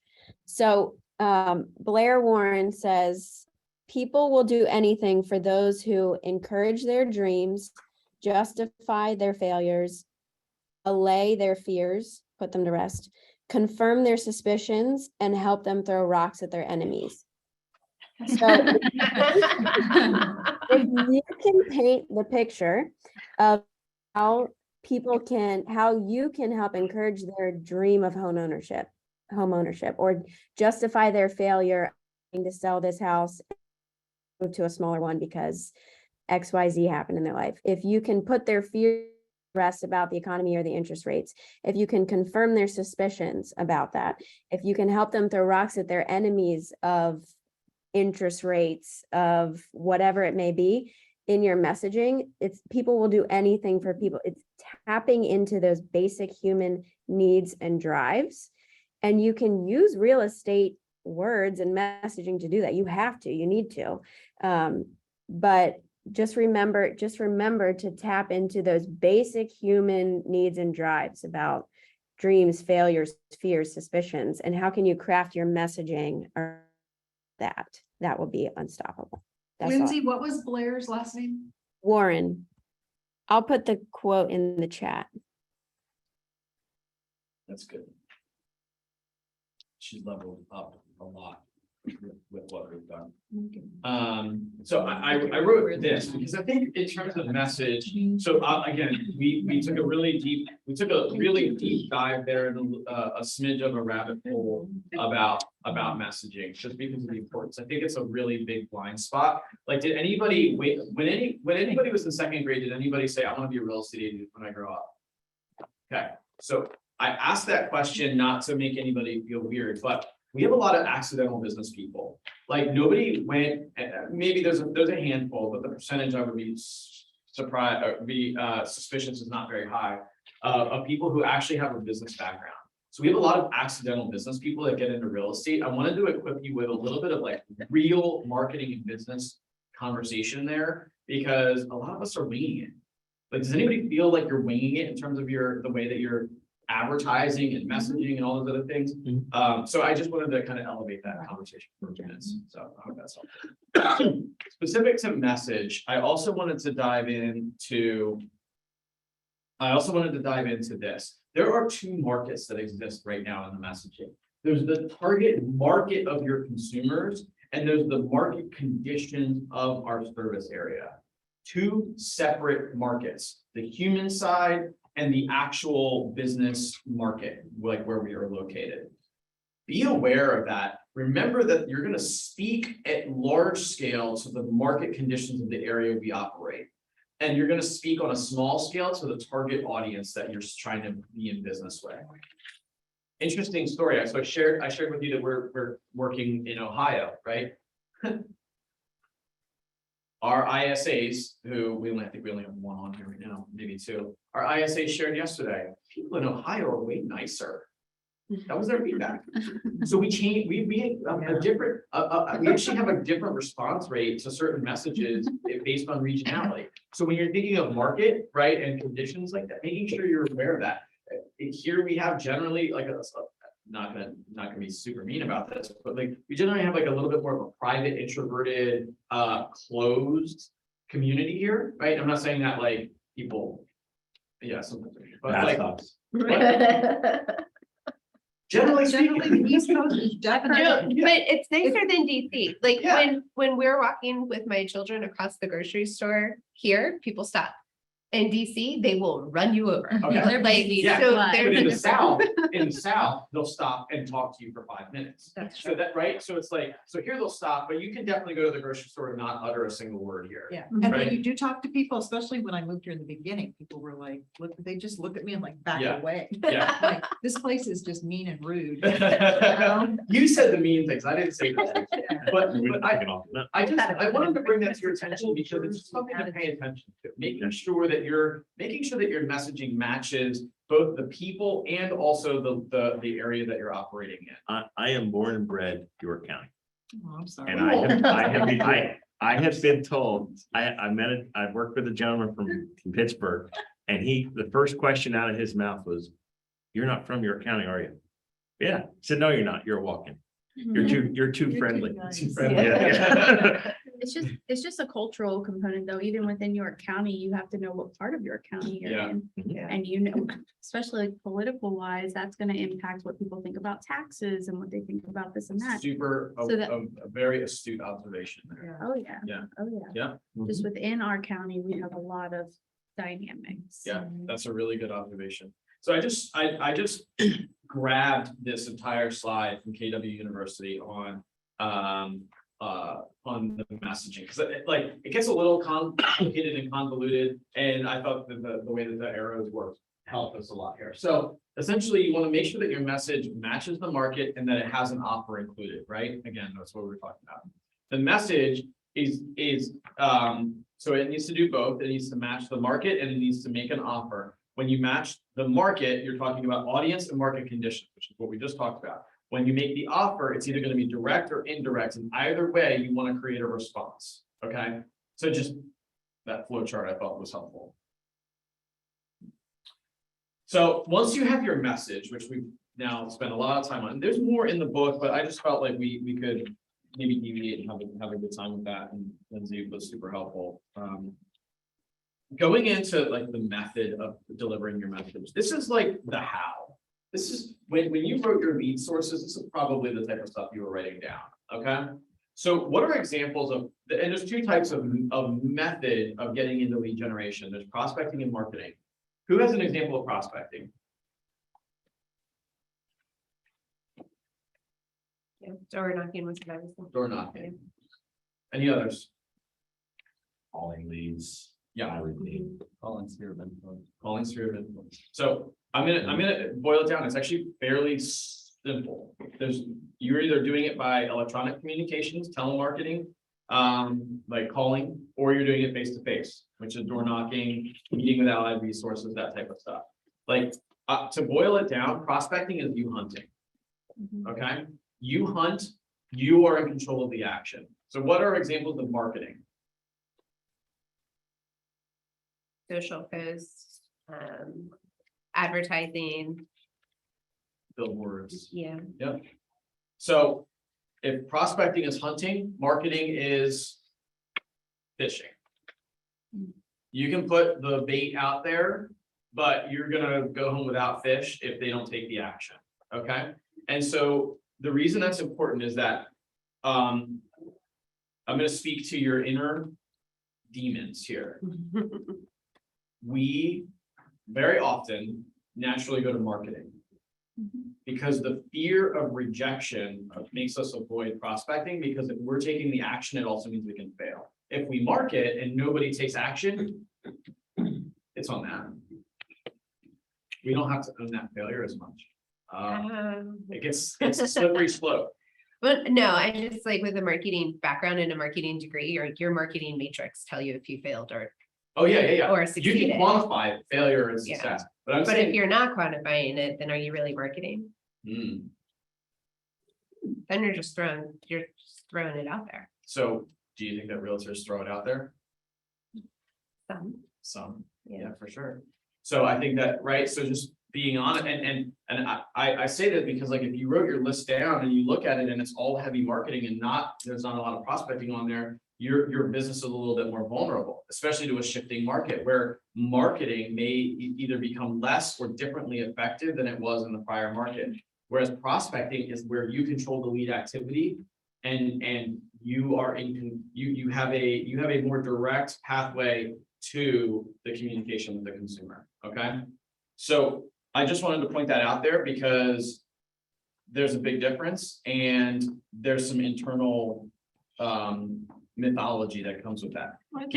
I think marketing has evolved over time, Mhm. from the time this book was written, because I agree with her. If you clearly define your target, you can meet them geographically with geofencing. You can Yes. hone down to, like I said, female age 24 to 54. But the second layer of that with a household income of X, in this certain area. And so you can funnel that down. Totally agree. And Lindsay would have my back on this, that it's that you have to get that specific, but you need to know that avatar. So you go right back to the messaging conversation we just had. And that's why they have to be in alignment. Because if you are going to get that specific, you need to be that specific on your message, because you can deliver a vague message to a specific audience and they'll be like, I'm not sure if that's for me. And then they're opting out, right? So that you're totally right. I think technology has allowed us to have more control over those widgets, but the importance of the underlying stuff is definitely still there, if not scaled up. So Gary says this, and he would share that we should have a prospecting based marketing enhanced business. Okay. Marketing is a more cost invasive, I don't know, it's a higher cost strategy, right? So just to be aware of that and be careful, because we've already talked about remargining, we've talked about what works, what doesn't work. Make sure that you're being honest about where that spend is going between marketing and prospecting.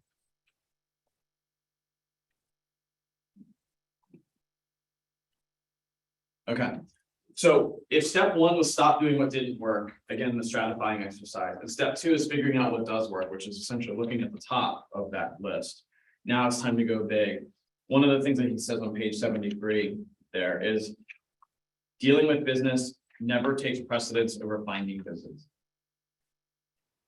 So as you're scaling up, and that section is called ramp it up.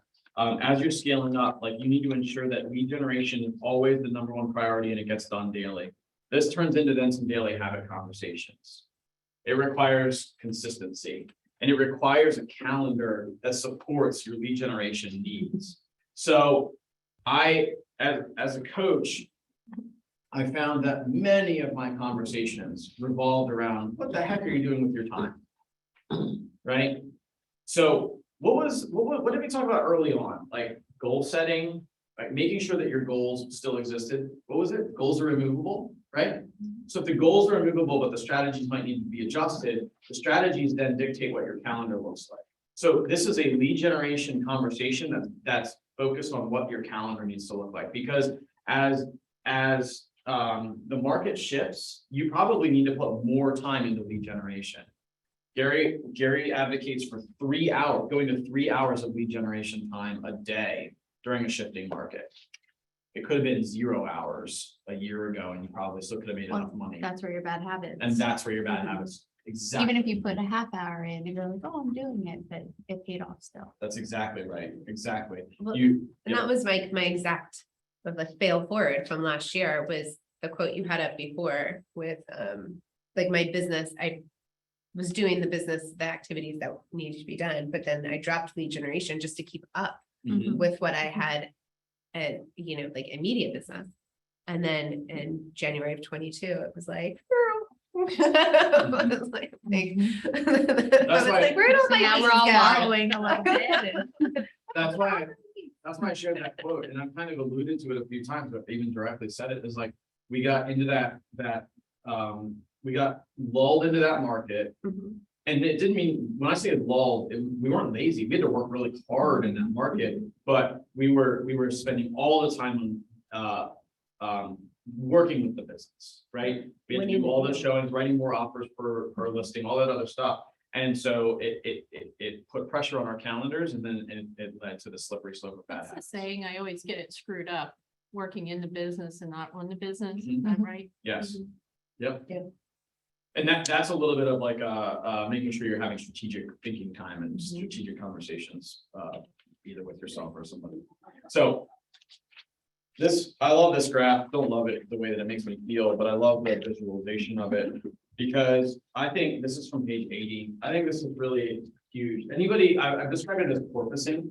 Anybody ever have that where it's like, I had the best month of my career and then 2 months ago. Right? I feel like no matter where I'm at, there's always something like that in my business where it's like a high and a low. Yeah. It's like, okay, well, this is now steady, but now this is going like this. Yeah. Does that make sense? 100%. So it's not about removing all variability. It's about controlling what you can control so that the variability is much more manageable. Okay. So I think but the lead indicator and the lag indicator are so far apart in our business that we oftentimes lose sight of that. The lead indicator, the one thing you can control is your lead generation. So if you control that on a daily basis, the lag indicator is 100 days away, right? So it doesn't take a long time for you to be failing on the lead indicator before, and you're deceived, right? Because you go a week and it's like, no harm, I'm making money and closing deals, but those are 100-day-old lead indicators that are now paying off. So that's why that cycle is so dangerous, what you're describing there, because that variability, if you know that every single day you control that lead indicator and you did lead generation, lead follow-up, then whatever variability will exist will be within the framework of you being in control. So, and that's why he shows that scaling up graph, because it will start to compound on itself.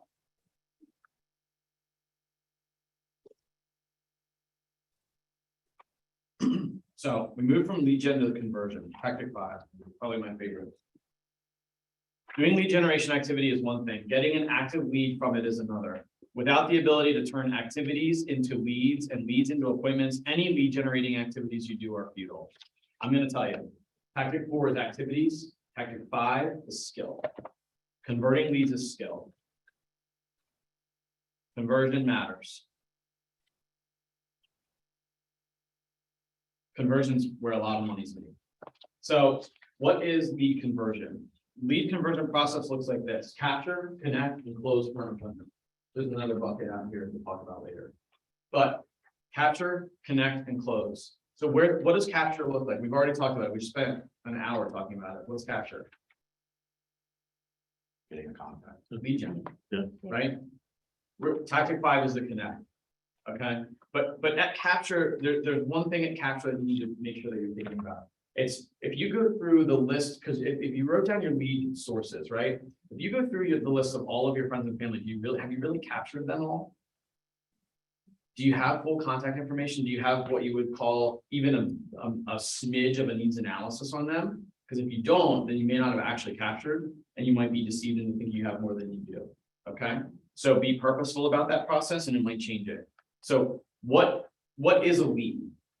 We'll talk about the definition, the potential definition of a lead, but I would say that what lead conversion is all about is finding out who's ready, willing, and able to do business.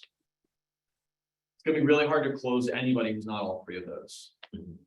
I would argue impossible. So this is the lead generation model. It is scaled up exactly as I expected. It was super pixelated and I did the best I could, but I'll walk you through it. So the 3 steps to convert are capture, connect, and close, right? So at the top, coming in here is prospecting and marketing, okay? Prospecting and marketing leads to a capture. Capture is where contact information and basic information is gathered. Then you either have leads or contacts.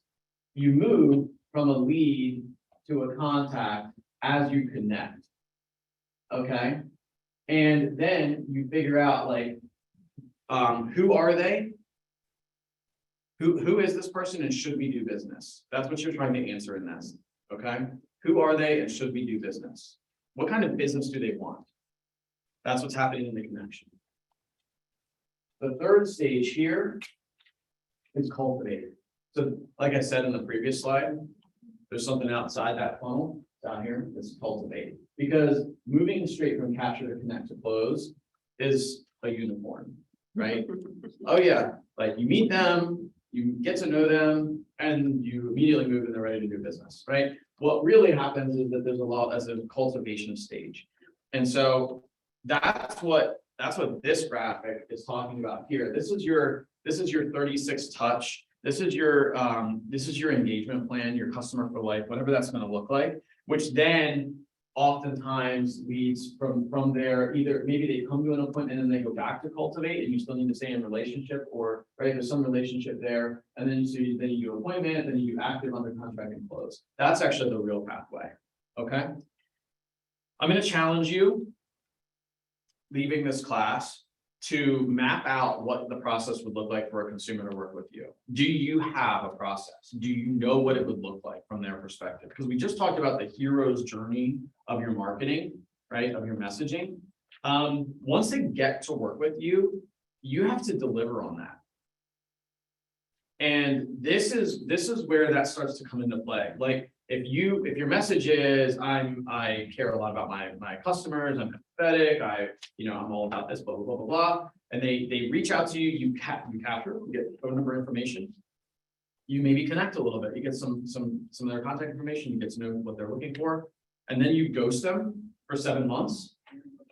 Did you really care about them? No. Right?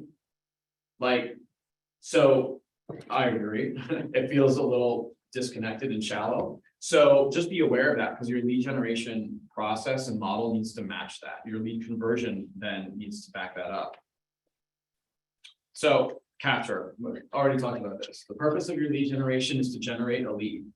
A lead is only a lead if you capture a person's contact information. Gary specifically in the book Shift does not really define lead. So I'm going to ask you guys, what is your definition of a lead? I prefer leaving a name, phone number, and email address. Okay. That hopefully they just inquire about some sort of real estate. Either they're interested in real estate or they inquire about the property. Like a lead to me is someone who is, you just like basically force them to give you their information, or it's like the complete wrong motivation. Yeah. A lead for me is somebody I've talked to. Okay. Like I need those things, a name and a phone number or a name and their email, but I need to have a conversation with them. So like now I have a list of people to call. That's a list, not a lead. Yeah. So because I get a lot of Facebook leads too, and if they put in a bogus number or bogus email, or I can't talk to them, that's not a lead. Yeah. So Anybody else? I think it's just simply someone that's expressed or showed some interest in those. To piggyback on that, somebody that's ready, willing, and able to do business with you, for me, is a lead in my business, but. Yeah. So I'll just give, there's no right or wrong answer here. There's a lot of definitions in the industry. I would, and the definition that we use is this: somebody who's ready, willing, and able to do business within 12 months, and we can have a two-way conversation. which kind of combines both of your definitions. Mhm. We measure the lead indicator for our lead management department is the first measurement for them isn't the number of incoming contacts, phone numbers or any of that. It's actually the number of two-way conversations. We track that every day. So we track two-way conversations and then we track appointments set. We don't track anything else because the only gap that's in between a two-way conversation and an appointment set is the conversion skill. You track a two-way conversation. Literally, how long, like, the phone rings, two-way conversation. You mean a phone call, like. Yes. It's not like, you don't, you mean, it. I was thinking like they call you and then one day you call them, like that's two, like, it's like you have a conversation. No, two means just two-way. Talk to. Talk to, spoke to. And the reason we went to that definition, and I'm not saying that's 100% like take that to the bank or anything, but the reason we went to that was because you can have a lot of one-way conversations and you can get deceived into thinking you have more leads than you actually did. So, I have a perfect example. I have a friend of mine whose parents are selling. We set up an appointment to talk 2 nights ago. Checked in with her an hour before, said, hey, you're gonna call me because her husband was getting up for night shift, blah, blah. Yep, I'll talk to you soon. They never call. So then I reach back out. I'm like, hey, sorry, we didn't connect it. So it's a lot of this back and forth, but we've accomplished nothing because we haven't, even though they want to, we just haven't. so until you get to that point, you really can't do business. There's literally nobody It's all will ever hearsay. have a listing agreement signed by somebody they haven't been in conversation, with, right? I was just gonna say a lead is a suspect. And Mm. then through cultivation, you turn them into a prospect. I like that. I like that. So connect. I love this definition. Connecting is an intuitive and natural approach. It seeks to answer the 6 basic questions, and we're gonna go over that. There's a quote there. People don't care how much you know until they know how much you care. Anybody know who quotes that all the time? John Maxwell. Yeah. John Maxwell's an amazing author, and business leader and coach. But so connecting, this is we're gonna barely be able to scratch the surface of connect. Our entire business, and if you look at the scaling up version of a real estate business, you can build an entire department of a team around connect. What would that department be? Customer service. Customer service, ISAs, right?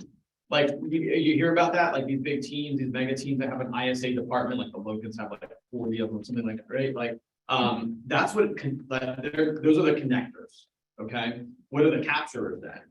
It's the marketing and lead generation funnel on the outside, right? And then it comes in and then the connect. It's a huge component of the business, but as a solo agent or a small team or wherever your business is, I want you to think about this from an intentional standpoint. I'm gonna give you some books to back this up as well that are game changers. But I want you to remember the 6 connecting questions. Our guys over there, they can't even get out of their 90 days and be fully onboarded and officially employed. They're in a probationary period until they give me 10 versions of each of these 6 questions. We take these questions extremely seriously. The 6 questions are: who are they? What do they want or need to do? Where do they want or need to do it? Why do they want or need to do it? When and how? Take you back to like 1st grade for the 6 basic questions. Who, what, when, where, how, and why.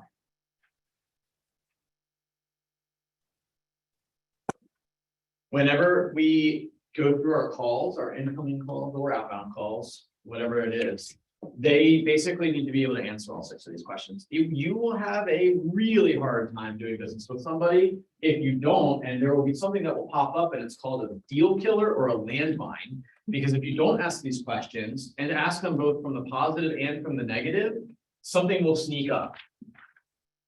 This is where you find out what emotionally is making them tick. Logic makes you think and emotion makes them act, right?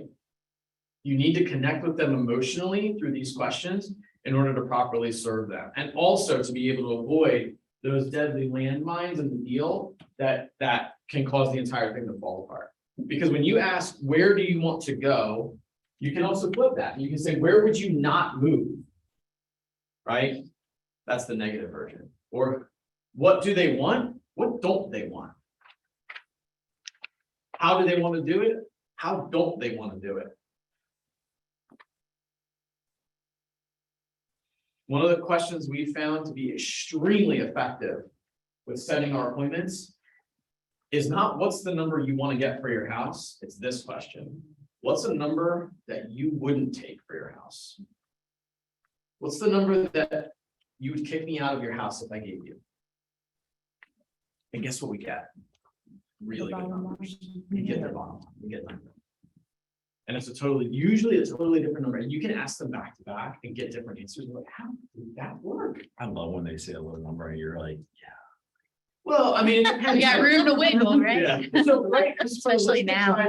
For the listing side, it takes the pressure off, like you know that you have, but because remember, go way back to that chart, right? So we talked about motivation versus motivate, right? You can't, like, you have to match their emotional side to the logical side. And this is where that happens. So when you're getting a number like that, you can figure out based on the chart, based on the market conditions, like, all right, do I have an expectation this year? And then you can dive in. But if you hear like a really low number, you're like, okay, great. Like I'm gonna look like a hero when I bring them more than that. Right? It all starts with this connecting questions.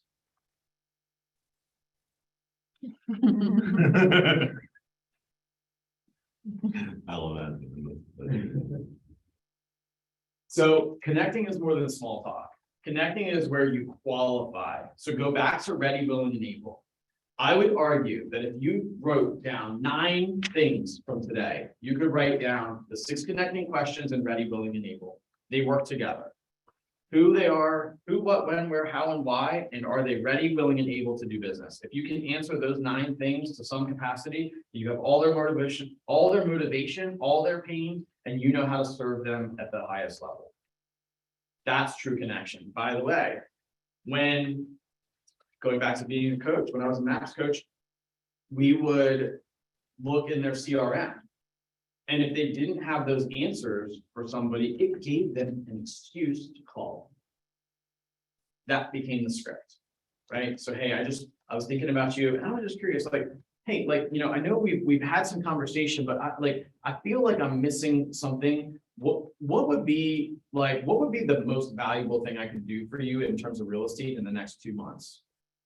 Asking a what question, asking hey, when? In an ideal scenario, like in an ideal scenario, when do we take the next step and what does the next step look like? Right? Because if you don't have those answers already in your CRM, it means you haven't 100% connected. There's probably a gap, which by the way, somebody else could be filling, right?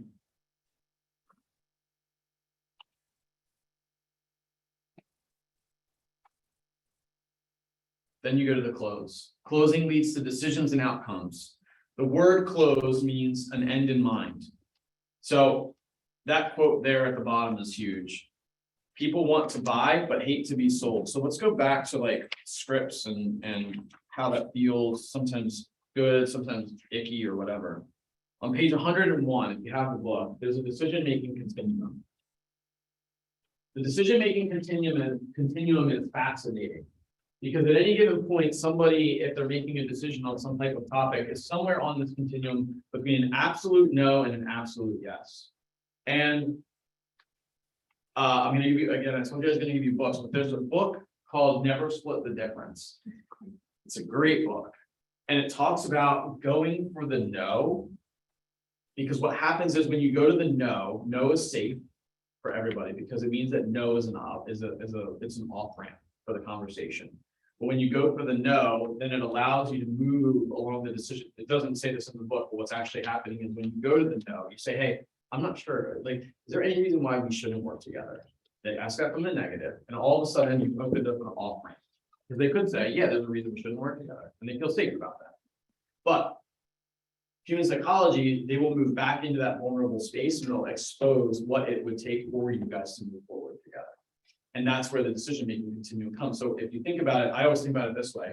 If I move myself to the absolute no on the decision-making continuum, then they can then guide us on everything up to an absolute yes, which is where the close happens. And that to me is why that quote works. Because they want to buy, they want the yes, but they don't want you to push them or lead them there. So if you get the heck out of the way and go to absolute no, in whatever the scenario is that you're talking about, it leaves space for them for the absolute yes. That make sense? There's 10 classic closes, that's on page 100. Hard close, soft close, all those. I don't use any of those really. I've kind of redefined the close. The definition that we use is a close is a natural resolution to a conversation.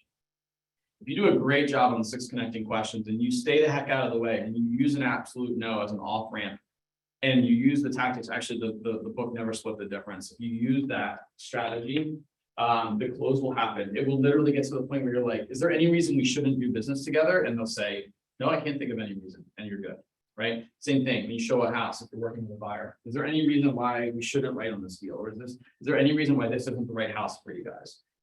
2 choices. 1 is, yeah, they'll tell you the reason. Or 2 is they'll say, no, this is the perfect deal for us. We're ready to roll. And you know, and you have their buy-in. They've explicitly stated it.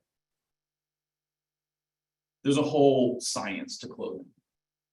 So there's the second book I'm going to give you for language skills is the book Exactly What to Say by Phil Williams. It's one of the first books you ever gave me. There's 2 versions of that book. There's a black and gray one that says exactly what to say for real estate agents. There's a black and orange one that says exactly what to say. I think the black and orange one is better. It's the general one. Cultivates that other bucket. Once you've captured and you've connected, how do you cultivate? So what system do you guys use for cultivation?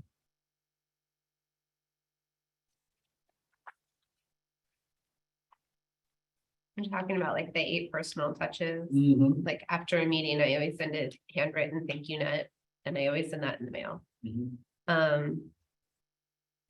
I'll follow up the next week, usually with a text, or sooner than that with a text message.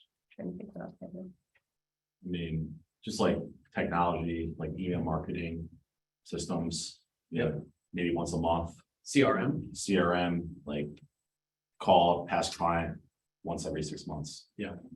To me, I pay a lot more attention to their life, like Facebook. Oh, The yeah. warm and fuzzies you don't like, I make sure to make I notes. don't. But like, you know, I'm saying, but that's what I do, like especially with Facebook, like these stupid algorithms, I try to make a conscious effort. That's part of my lead gen is like looking up those people and see what's going on. So cute. Oh my God. Your dog grew up in that house. I just saw you text that the other day. While we're sitting here Kills talking me. about it, I Kills just me. texted someone about their. But anyway, that's part of my conversation. I love it though. All right. I can't do it. That's why you get your people and we get our people. I'm gonna use the restroom. And we're gonna go. Get a little picture about your dog. Oh, so cute. Look at it. But that's the beauty about this job is you can drive that. That's, you know what I mean? I You would don't want to need be a realtor warm if I and didn't. fuzzy. Wait, come on, man. That is BS. You don't need to be. People love you for different Yeah. reasons. Oh, yeah. I think that's what makes our job awesome though, is you can be how you want to be in. Yeah, for sure. I don't know why you're afraid to take your story. You have like an amazing story. Thank you so much. And I still think you I should do. assume broker that- driven. I assume that's Phil, but I cannot see Yeah, it is just Phil. going off of your voice. I'll just affirm one thing that I see that you're really great at that you can use to your benefit and leverage is your connections with your local business owners and like small businesses. And you're really great on social media at promoting their businesses and sharing events and things like that. That is absolutely something you can leverage to help with you've done that in the past, but you know, you don't have to be great at doing what somebody else is doing if that's one of your gifts. And I think it is from what I see on your page. She's right. You should promote local businesses. Yeah, I've just seen you in the past, Yeah, you know, when you're attending Warm an and fuzzy. event yeah. or a restaurant. You're so sweet. Thank you, Lindsay. You're welcome. I just sat here and forgot a client had a baby, so she did, and I was like, hey, I've been thinking of you guys, you know, you just gotta. Mhm. Do you have like, I actually learned about this from Justin Nelson. Remember that guy who came to York, Mindy? The young guy, social media guy. He like created like these Facebook lists. They weren't like groups, they were lists. Like you could just like post to a list. And only those people in those lists Yeah. would see that post. Yeah. Oh, Or feed. yeah, yeah, like Yeah. private groups. I've only ever Groups. heard of like your close friends and family, but you could create your You- own. you just No, have but to it's be like a careful. targeted audience, Yeah. right? Okay. You label them. Talking about a list or And something. it's one that they can see the label. So Yeah. Oh, so you don't want to put like. Justin Nelson. That's Remember- what he was remember just talking that about. class Justin Nelson Yeah. taught? That's what he taught. Like you can break your Facebook group into lists and nobody knows, like they don't know that they're in a group. They're just seeing a targeted set of communication from you. So you can do that to be specific, like agents versus consumers would be an example, right? And maybe you don't want to bombard consumers with your, I don't know, agent conversations, or you don't want your agents to see everything. that you're doing. It's also a way to get back in the top of the feed, because you know how you get like stuck down the feed. So I didn't think about doing it for real estate, but I do it for the PTO page. Yeah. Mm, So everybody in the PTO. mhm. Any ahas, questions, concerns from today? What were your biggest takeaways? So as I move into recruiting, my biggest takeaway is make them the hero. So if I can recruit a new agent by showing them how they can be a hero at KW. And then to follow that with, what is the pain if they don't come to Keller Williams? Mhm. I think that could shift the entire way we've approached recruiting in the past. So human nature, people move away from pain and towards pleasure, Mhm. right? So creating a story that harnesses both, because like Lindsay talked about the 5 things, right? So figuring out how do you show that the whatever action they're going to take is going to help them avoid pain or move towards pleasure. People generally walk around in some type of equilibrium. Very rare are they out of an equilibrium. Like it's like the whole frogs in the pot type of analogy. So they'll stay there even if it's struggling, but because it feels okay or it's the norm for right now. And so it's the same is true with your consumers or other agents or whatever. But think about that, like if right now there's consumers out there who should be taking action but are not, what is it that's keeping them in that kind of naive, incorrect equilibrium? Right? Did that kind of resonate when you think of it like that? It's like they should be taking action, but that goes to that motivate versus motivate. Is like, you gotta be careful because you're not gonna like force them off of there. You just need to create awareness where they suddenly own the decision to get off of that. Yeah. That's great though. And 100%, there's a lot of connection between what we talk about here. By the way, Rick is sharing something with you. Rick shares, good stuff, Aaron. Helping recruits mindset move from positive present to negative future is so important.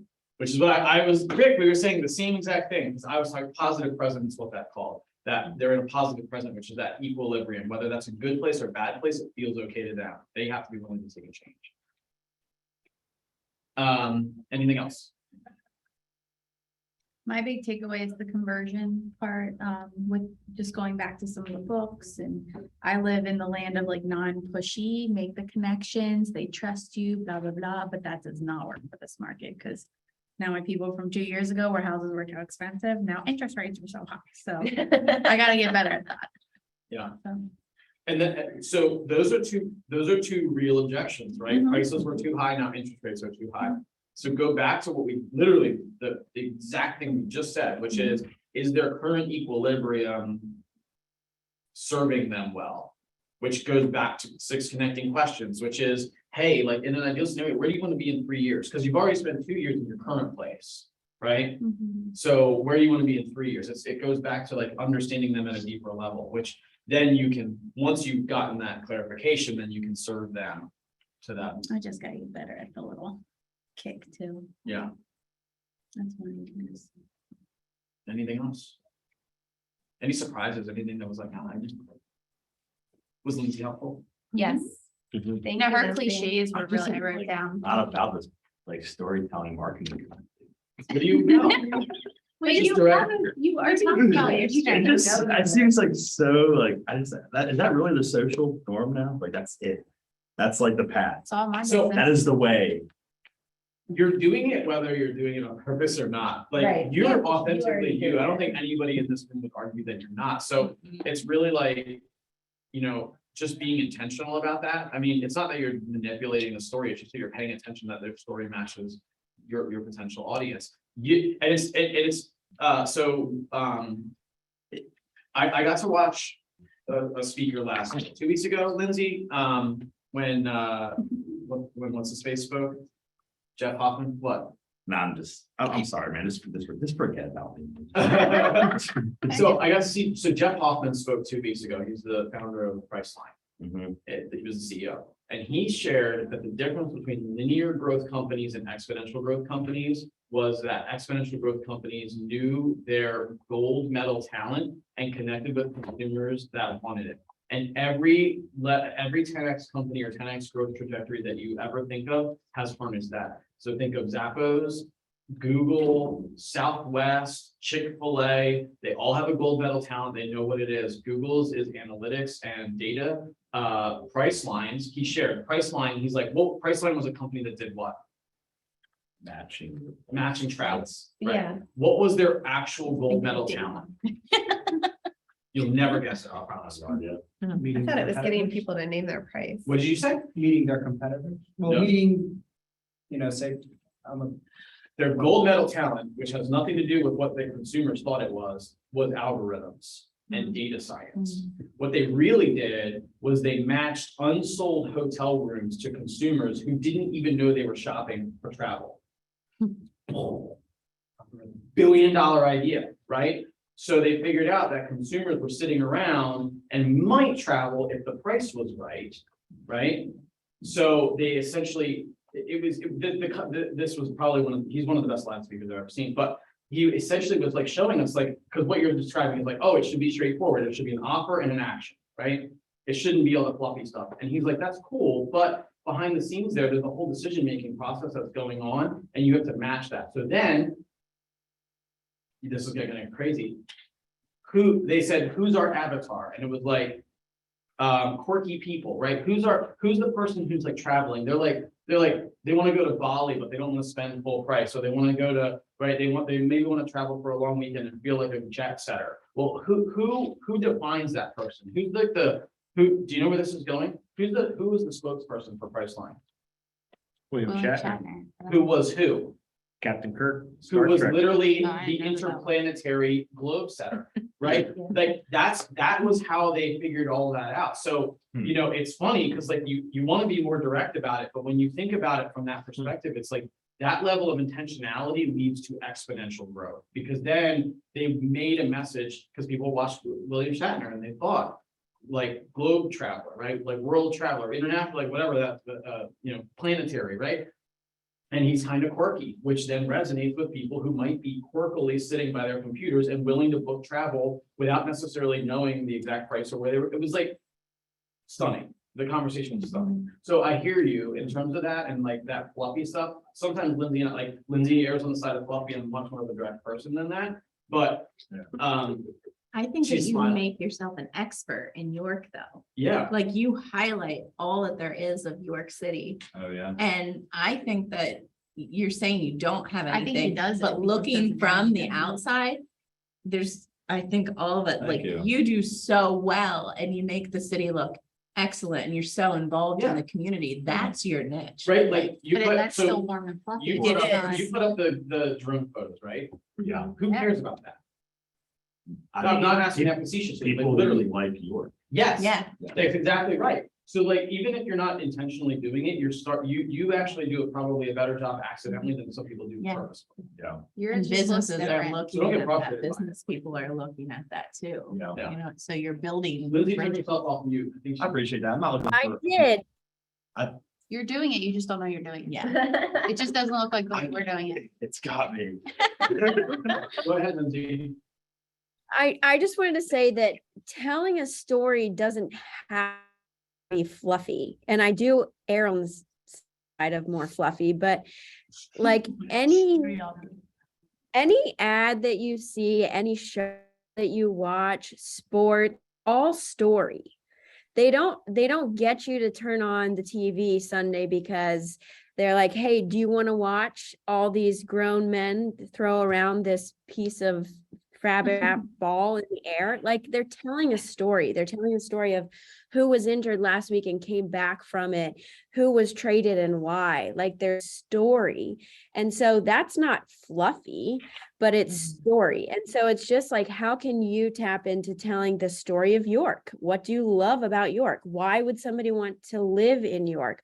What's so great about the local businesses in York? Like, it's so you don't have to think like fluffy, feel good, like I care, like how can you craft stories around what you already do and what makes you unique, your perspective that you bring to this business?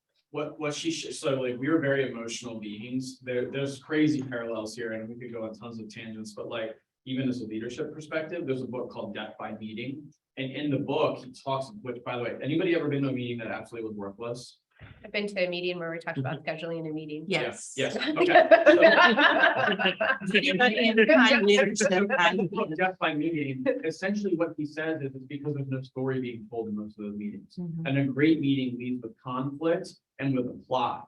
And you build characters and heroes within the meeting, and you get to way better outcomes. It's like fascinating how this starts to work, because we as humans will respond way more to that than we will to just, this is our itinerary and let's just schedule, like, you know what I mean? Like, it's really because nobody came up and had it. There was not enough conflict. There was not a story being told in the meeting. Like a story, his argument is that a great meeting follows the same plot as a movie, where you have an opening where there's a cliffhanger and then there's a resolution with a hero at the end. Isn't that wild that something as similar to what we're talking about with marketing also translates to, because like she said, you're being sold in everything. You want to be sold that the meeting's valuable and that what you know, like you're all the way bought in, and that's the way you do it, is through story. So just sharing, like, it's not as foreign of a topic as you think. Reaching, you see it every day. You have to do it every time you get up there, or no one's gonna care. Yeah. So- My dad used to do it with leaves. He used to wake us up and say, today we have an opportunity to excel, and he would throw a rake at you. All right. Anything online? You know, just a few left, like 12. All right, appreciate y'all. See you next week. So next week is, I think here. Yeah, next week is all the way through 9. Okay. Cool. Thank Be you. ready for Mike to ask you next Wednesday night. I know. What's I'll the just give homework? it to you. So just send it out. Yeah. Yeah. Have a great day. Thanks, Joe. I used to have that storybook. I wonder if that story Yeah, branding. it's a to go double find it. line. That's like one of my tasks is to tell my story. Ryan wants me to post it on Facebook. I'm like, I don't have a story. I'm like, So Ryan I was posts like, his "Sorry, first Bill." and then you'll post. How about that? But yeah, I like struggle. Not many people know. Do you have time? Do you want to catch up on Tracy? I know we haven't connected. Yeah, I just have to go to some and like get my This is computer the out. one of that the you car. can find. Got it. It's big and I'm very. Oh, yeah. When Because I'm getting it bounced, so I may be asking you questions. Yeah. Well, as we were going through that, I got I her. think